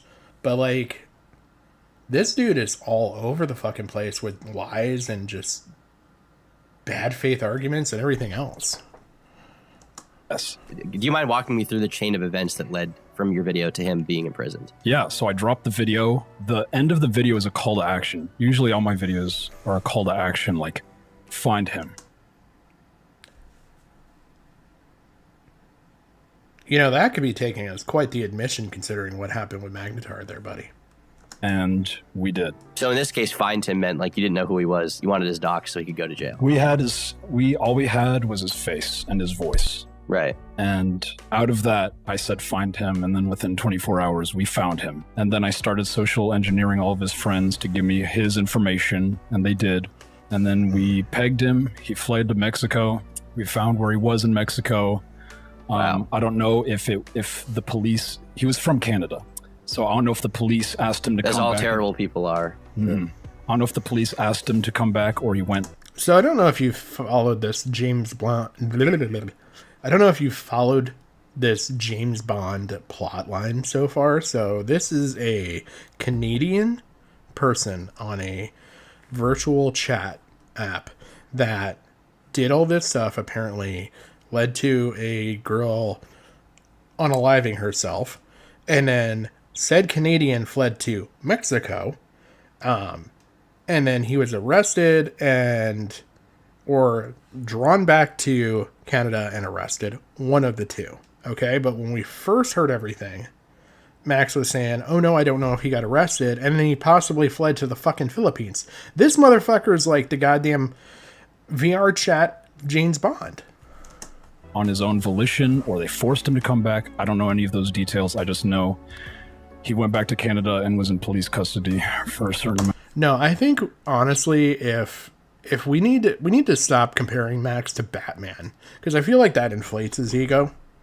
I think the better analogy would be Two-Face. Out of time. So you lied. So that was what I was told through Instagram posts when I was in contact with his friends. You didn't remember that until I showed you the clip? You didn't remember that, like, this is your biggest crown achievement, that you got a pedophile arrested? I didn't remember the details, no. I just remember he fled to Mexico, all the police custody shit. That was only shit I was told. I couldn't verify any of that. So you just got on stream and told everybody it was me, I did it, Mamamax, #1. Yeah, that's not cool. You can let people know I think that. Thank you.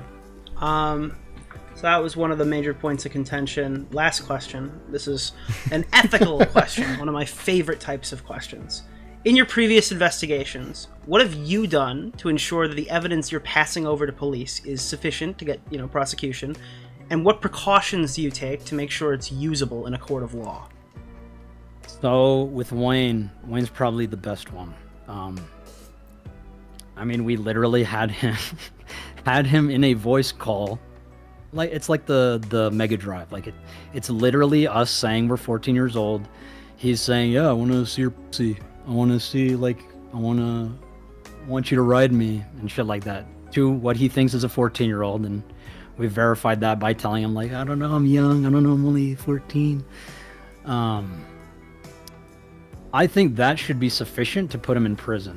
But the law says otherwise, I suppose, because as far as I know, he hasn't been imprisoned, and people have been I received an email that someone was going to talk to the deputy about why he hasn't been arrested, and I'm also actually going to start interviewing police local to me as to why pedophiles don't get arrested, because I know they all want to arrest them, It's just the law binds them.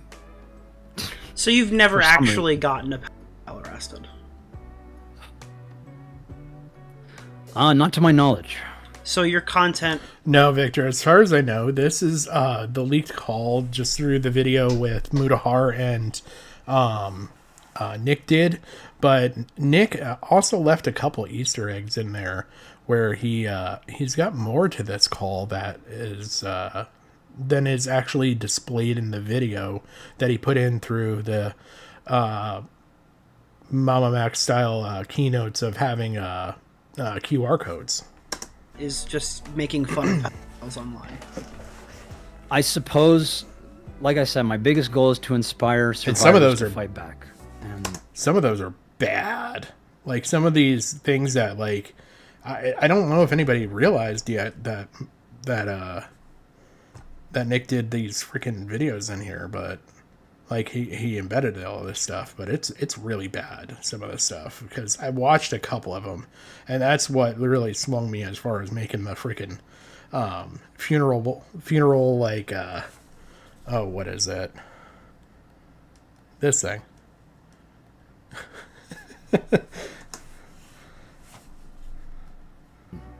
If I can do that, then I feel like I've done an adequate job. So as it turns out, it was never a question of conviction. No wonder Max has never been to court before. In his 5 years of playing dress-up predator hunter, Max was never even able to secure so much as an arrest. As it turns out, the IMVU call, yes, he has it. It's in a Discord. Well, there's I can't remember who had it. I came across it before Nick's video.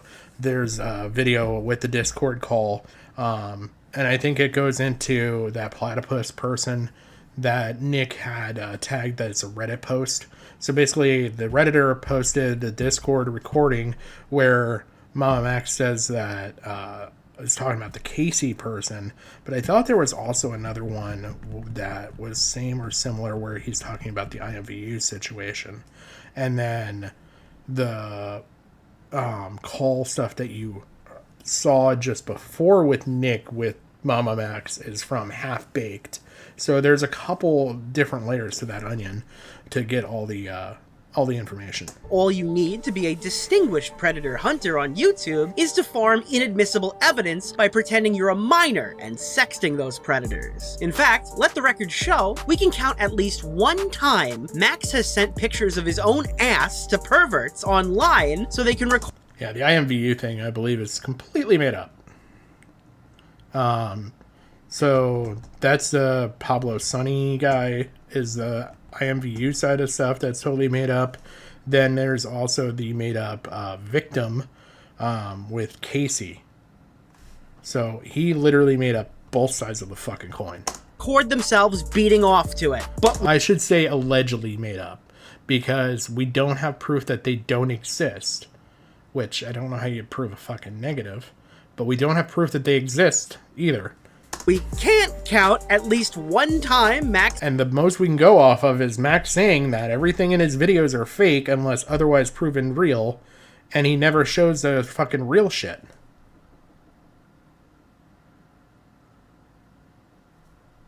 Has investigated a predator that has led to an arrest. I could not get his name, his personal social media, and above all else, I could not get his face, at least until I sent him a picture of my ass. Oh shit! And yes, that is my actual ass. So why don't you go to Patreon and support me sending my ass to pedophiles, ruining their pitiful little lives after my ass makes them horny enough to send me a picture of their face that I then publish to all of you.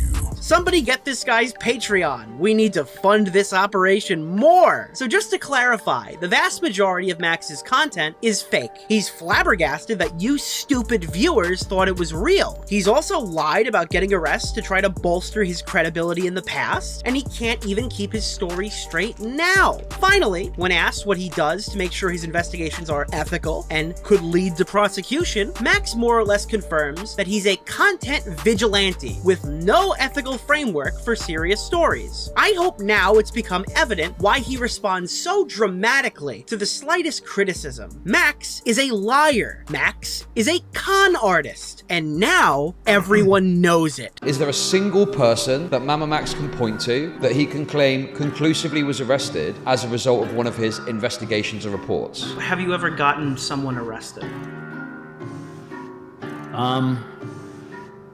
If I have, then I don't know. If you actually watched his other videos, like the one on IMVU, he tried to do the exact same thing. Because it's a scam! He caught MVP. Because it's a scam! Tommy, I just want to say, I feel so happy that Tommy got the vindication that he deserved with this, because holy shit did he get some blowback.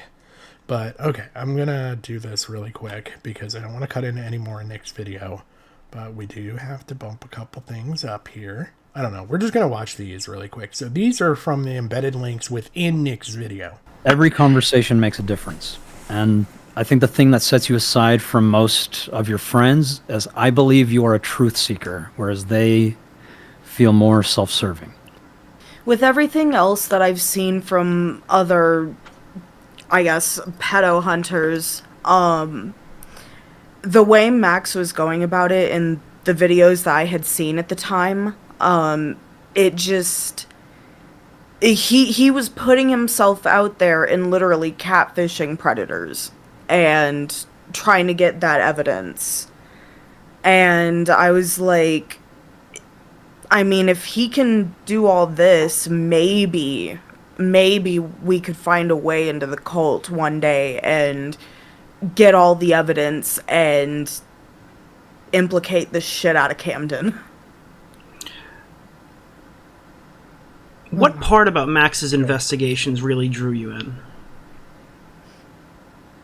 Just his persistence on it and not giving up on it. Like, it didn't matter what anyone else had to say, he doubled down. And that's how I feel with the few people that are still in support of Max in this situation now. I feel that they felt the same way that I did then. Okay.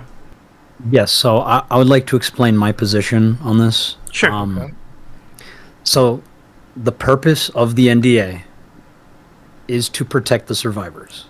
Like, that is why the NDA protects their anonymity, and for them to be able to give the approval of what they want to share. But we do want to, like, let people in and see, like, what is occurring here. It's just my priority has been to protect the survivors.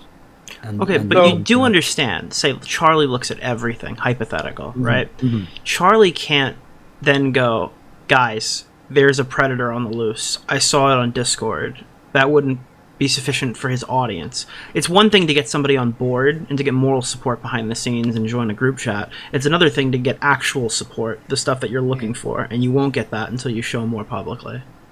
Right, and I guess the challenge for me with showing the evidence is I personally have not been walked through the evidence besides Spencer's.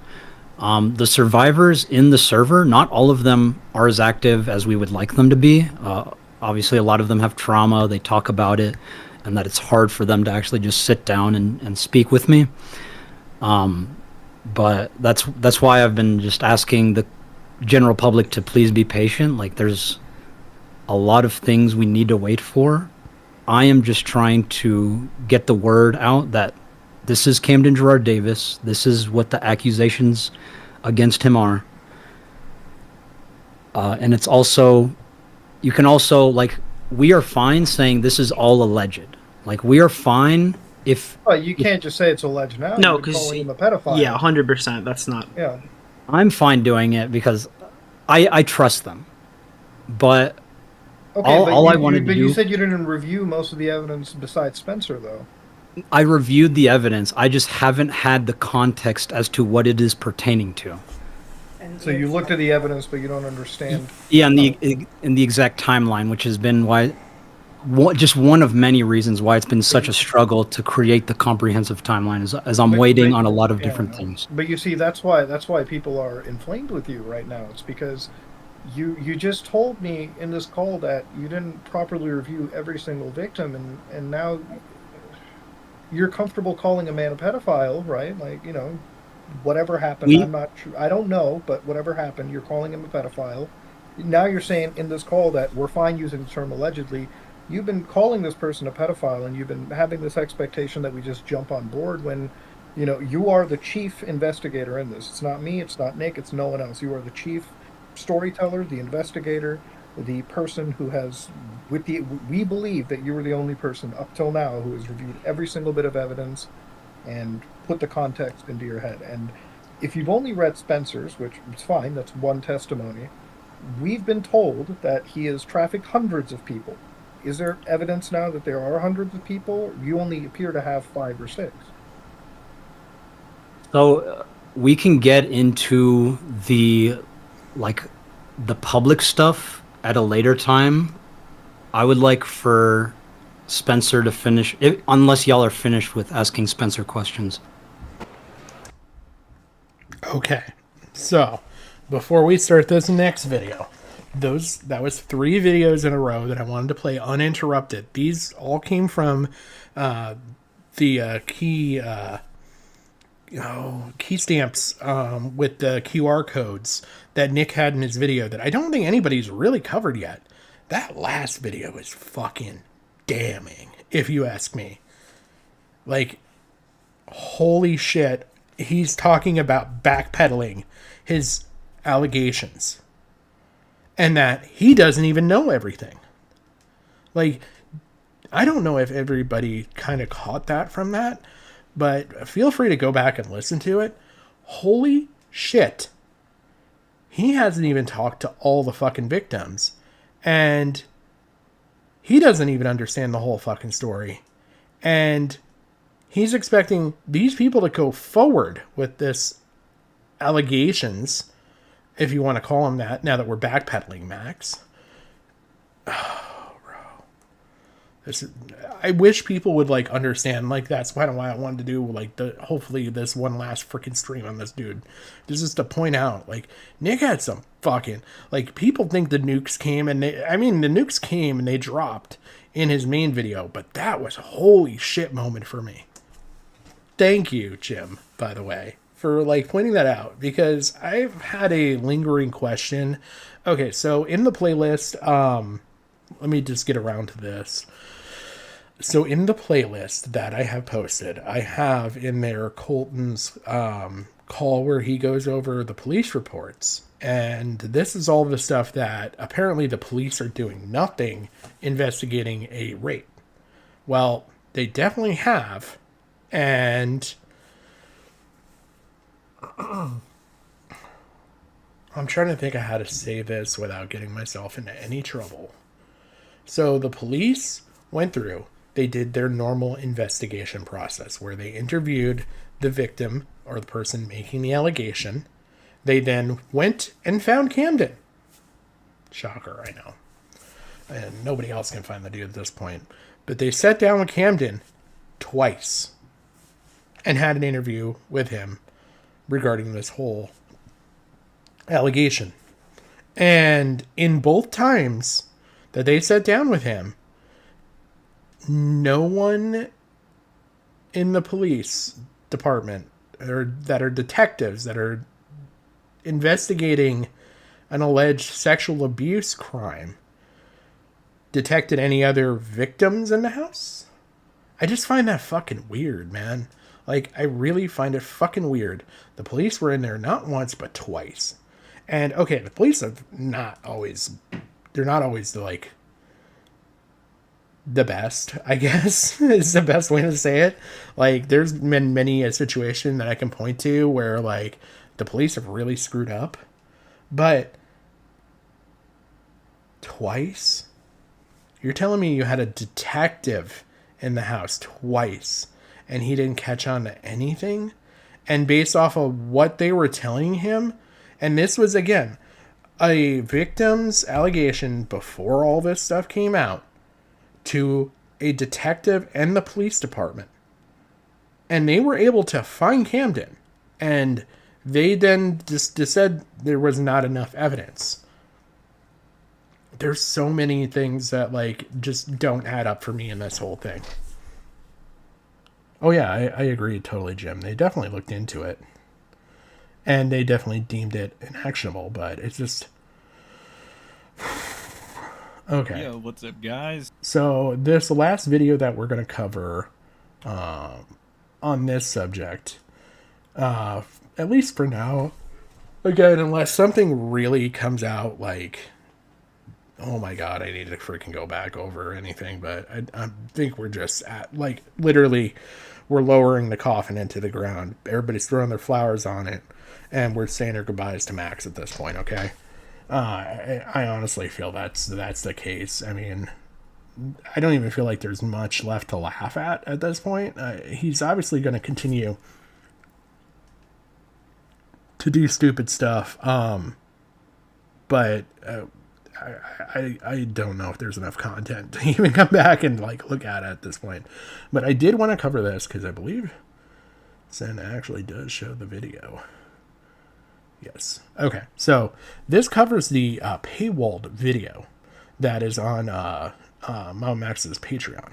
Today we got Zelda gameplay. And the reason for that is because there's actually new developments on the Max story, but I gotta say, him putting his response behind a paywall is not really gonna do wonders for his home. Oh, I agree 100%, Victor.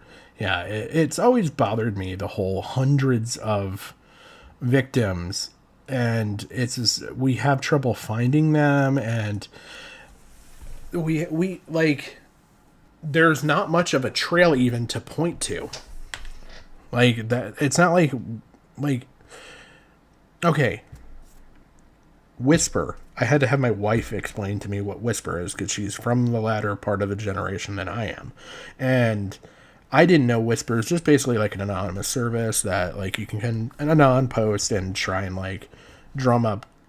It's kind of like Omegle, but without the video. I mean, that's honestly kind of what I drew from it. So how, with all of this, did we not have proof in the first, like, video or videos of him posting this stuff? Like, the stuff that we've seen come out in Nick's video and in Muda's video, neither one of them are even actionable. Like, there's nothing in there to, like, give away any context. Oh, like, I'm not a grifter, guys. You know, whatever defense, if he's even trying to defend. So this actually did get leaked into the Mamamax subreddit, and it is about a 2-minute video. And I can describe to you what the video has because I watched it. However, I don't think I can upload it to YouTube without risking Max striking me. Ha, pun. But given how Max has struck archive channels in the past, and this is the type of thing that Max wants to clearly make money off of, at the very least, or, you know, encase into his own little safe space, so that people, whatever's left of his fans that are willing to give him money, will just ask at him. I don't think it's a very smart move, you know, to post it out there. I can, however, describe it to you and maybe show you a screenshot or two. I can also show you how some of his Patreons are not very pleased or happy with his decision to do this. But yeah, essentially what it is at the very beginning of the video, he goes upon and calls upon his magical powers, you know, because that's what Max Striker does. He calls upon magical powers from within, you know, and he basically does another stupid call to action, sort of. This time he's less on the defensive. Like, the entire emotional manipulation didn't work on his first apology response accountability video. I've got people telling me just talk about the case and nothing else. I've got people telling me just address the criticisms.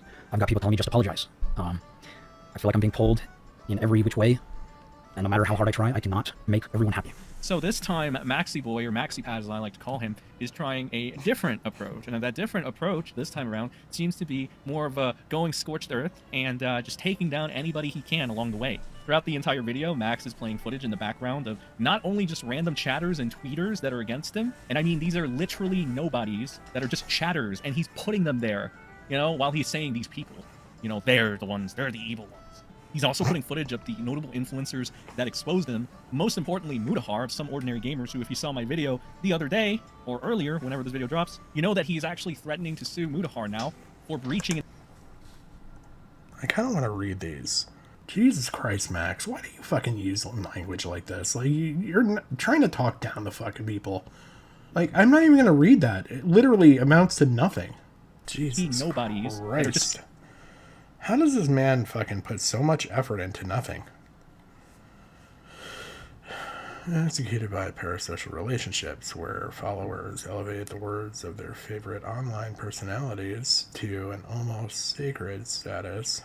In this environment, where lies are often indistinguishable from the truth, followers find themselves compelled to extreme action. Oh man, almost like when a creator says to his audience, like, go find them.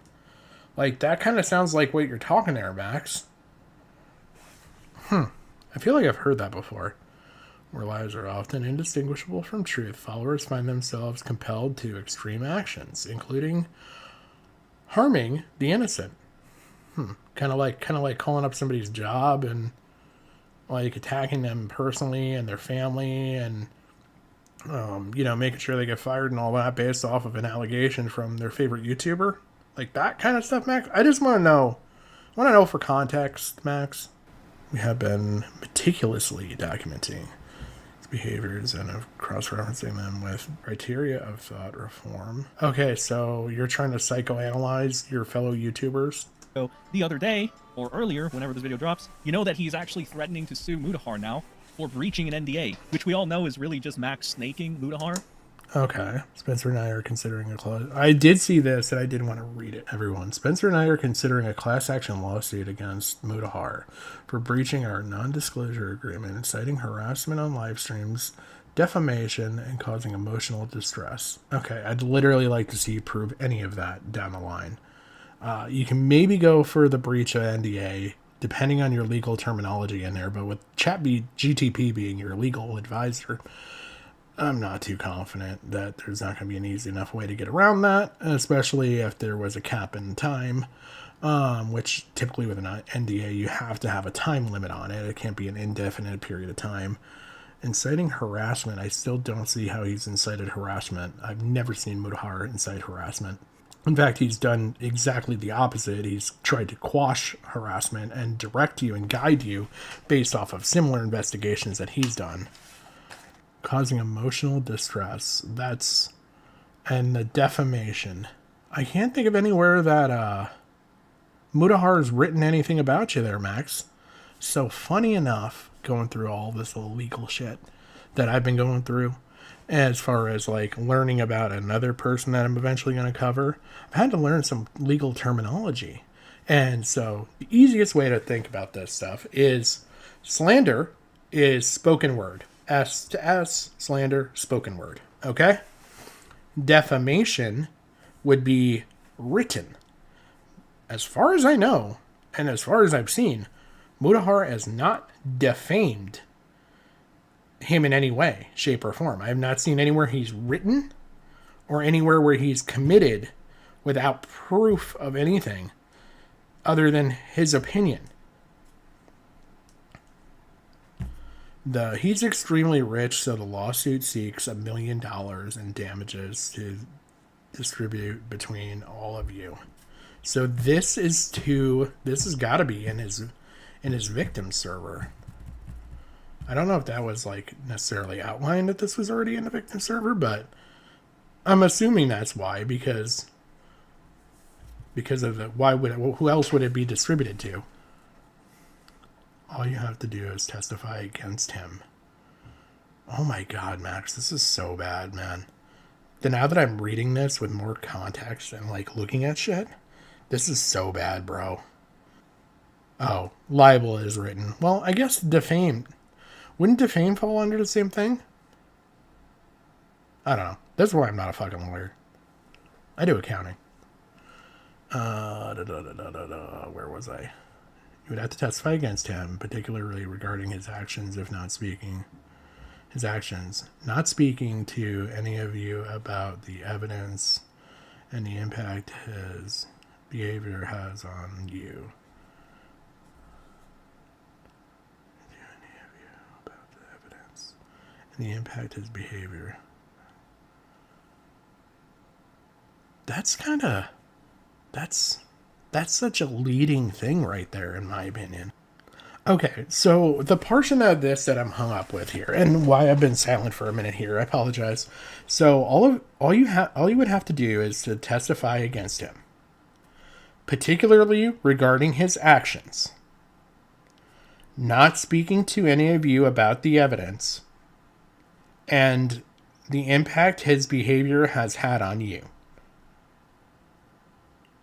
That's just very leading, in my opinion. Like, that seems like it taints the pool to begin with.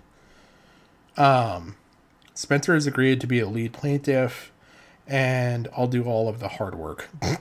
Max, hard work. Please let us know if you're interested. This could have a huge impact on the case against Camden. How would this have an impact on the case against Camden? Just because you'll have legal action saying that, like, and nothing that you said in the first portion adds up to helping you out in that last sentence. You do realize that, Max.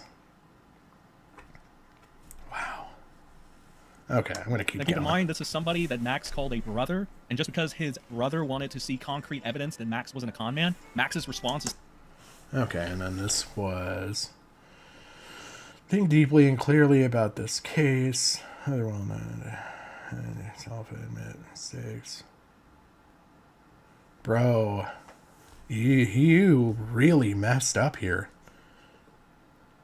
We absolutely will and are not afraid to do so. And I promise you, it's going to get very ugly for you and your brand. Damn. That's really distasteful at the very least, Max, as far as language goes. Inflammatory at best. We have... As such, there's absolutely no place for conversation. I am literal victim. Whoa. Holy shit, this is bad, man. That is what is being discussed between the survivors and myself when you are making things public without conducting a thorough investigation. Man, these are some freaking inflammatory statements. Hey, son, how you doing? To lash out and try to do a lawsuit, or at least take into consideration, which I find to be kind of fucked up. That's hey, some really inflammatory language. Brothers with Max Stryker, he's going to do this if you decide, hey, bro, I kind of want to see evidence of your claims. Oh yeah, I can't believe this slipped my mind. Something else that I should note, at the very beginning of his video, he actually goes and he blames all of you for having his GoFundMe go down. Let me explain. See, the previous night, Max made a GoFundMe for the Camden Gerard Davis. Oh yeah, this whole fucking GoFundMe fiasco. Our GoFundMe to support the survivors of child sex crimes committed by this person was mass reported and shut down. We stand at a pivotal moment and blah, blah, more bullshit from Max. To those who question us, we acknowledge your concerns. So... This thing, situation, whatever have you. And he donated about $9,700. No idea why he didn't just make it a good 10K, but whatever. And along with that, there was only one other person that donated, and that was a small amount of $5. Shortly after, the GoFundMe seemed to go down, which... Yeah, Caro, if you got something to share, please go for it. Max, at the beginning of this video, goes ahead and he says, essentially, that the people going against them are the ones that took it down or something. Oh, this is a... Support the survivors. Okay, so... He's making fun of Nick for policing him? And puts this weird meme of Nicholas Diorio for some reason. It's just embarrassing and kind of funny, but mostly fucking embarrassing. I know some people that were huge fans of Max are extremely fucking annoyed and angry about this. Like, they legitimately got super fucking mad when they saw this. Not only is Max essentially blaming everybody that's been criticizing him and trying to give him sound advice, he's textbook projecting throughout this entire video. He goes on and tries to do this weird psychoanalysis where he's saying that parasocial relationships are bad, and the reason they're bad is because the people looking up to the influencers suddenly start reciting their talking points and whatnot. However, this is exactly the situation that happened with you. So you are textbook projecting right now, my dude. Everything that you're describing, while it might be accurate, it applies more so to you. And even more so because you're the one that had this cult following. We call it a cult because that is exactly what you had, textbook. A bunch of the shit, the way you worked, is textbook cult-like behavior. If anything, compared to all the other people you're bitching about, you have the most textbook cult techniques about you. You have the high level of parasocial activity in your fucking community, whatever's left of it, for years. Because you literally go out of your way to call your audience your fucking children. Now, if that's not parasocial, I don't know what is. You also do this stupid shit where you're like, call to action, my children. Which is, like, really fucking... Okay, I want to point something out here that Sen brings up that it's really... I gotta go back here. Hold on.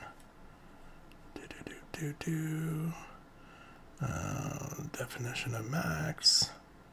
Let's go back to my Twitter here. Oh my god, why are we so freaking zoomed out? What did I do to myself here?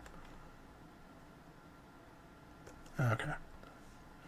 We're gonna go here. We're gonna go here. And then we're gonna go here. Why the fuck? What is up with people calling, like, daughters and sons and, like, that's some really awful, weird parasocial shit. Like, this was taken from a screenshot. Okay. So, a little TLDR. Because I was kind of interested and I was doing a little more investigation on this. So I was a Zygo for all of like 3 days. I paid Max $5 because I figured it was worth $5 to see if there was any other information. I literally canceled right away, which is probably why I can't see anything now. I probably should have kept that a little bit fucking longer. But no, I took this little shot because it was kind of interesting. I found out that he was calling things on his Patreon. So he had the God cult thing back when all this stuff initially started. And he said that the God cult thing said, guard our descendants. Now, if you look here, it's guard our daughters and sons. What the fuck? You can't even like keep your story straight when you're talking about your little cult theory shit. Oh, no. Damn it. I just realized that my thumbnail has been up. For how long, I do not know. Okay, here we go. So I apologize. I don't know how much was missed. I may have to go back through. Hopefully not much, because I don't think anything, and I think it was playing just fine. Creepy, but at the same time, that's literally oozing fucking parasocial behavior, you fucking numbskull. You're gonna really tell me, like, with a straight face, that the people exposing you are the ones that have parasocial fans off the wazoo. I'm sorry, but that's just not gonna compute when you're the guy acting way more parasocial and taking advantage of these people than any of the ones you're trying to put the blame on, like Mudahar, or hell, even Nicholas the Oreo. That's why I call him the Oreo, because anytime I see him, I just want to eat some fucking Oreos, dude. I'm gonna go get some right now. Needless to say, this entire video would be fucking hilarious to react to. You know, I might even put it up on Rumble just for the fun of it, because my reaction to that whole thing was pretty magical, if I do say so myself. Not as magical as Mamamax's magical powers, you know, where he casts lightning and fire and you know, all that other good shit. But it was pretty close to magic, yeah, I'll say that. Anyway, let me know what you guys think. Okay, so that was Sen's video on the leaked Patreon thing. I think he did a pretty good job of covering that and getting us the information without getting us the information. Yeah, Slug, I know, I see, I've got it in the playlist. He was live when I added this in. So I'll have to go through and check out the Slug situation, because Kara brought up some very interesting stuff in the chat, and I've got to read through it. But, thank you so much for watching this most recent VOD on the Mamamax stuff, and if there are any major developments, I will follow up again. If you or anyone you know is experiencing abuse of any type, please reach out to the appropriate authorities or services in your area and they can assist you properly. Other than that, thank you all so much, and I'll see you in the next one.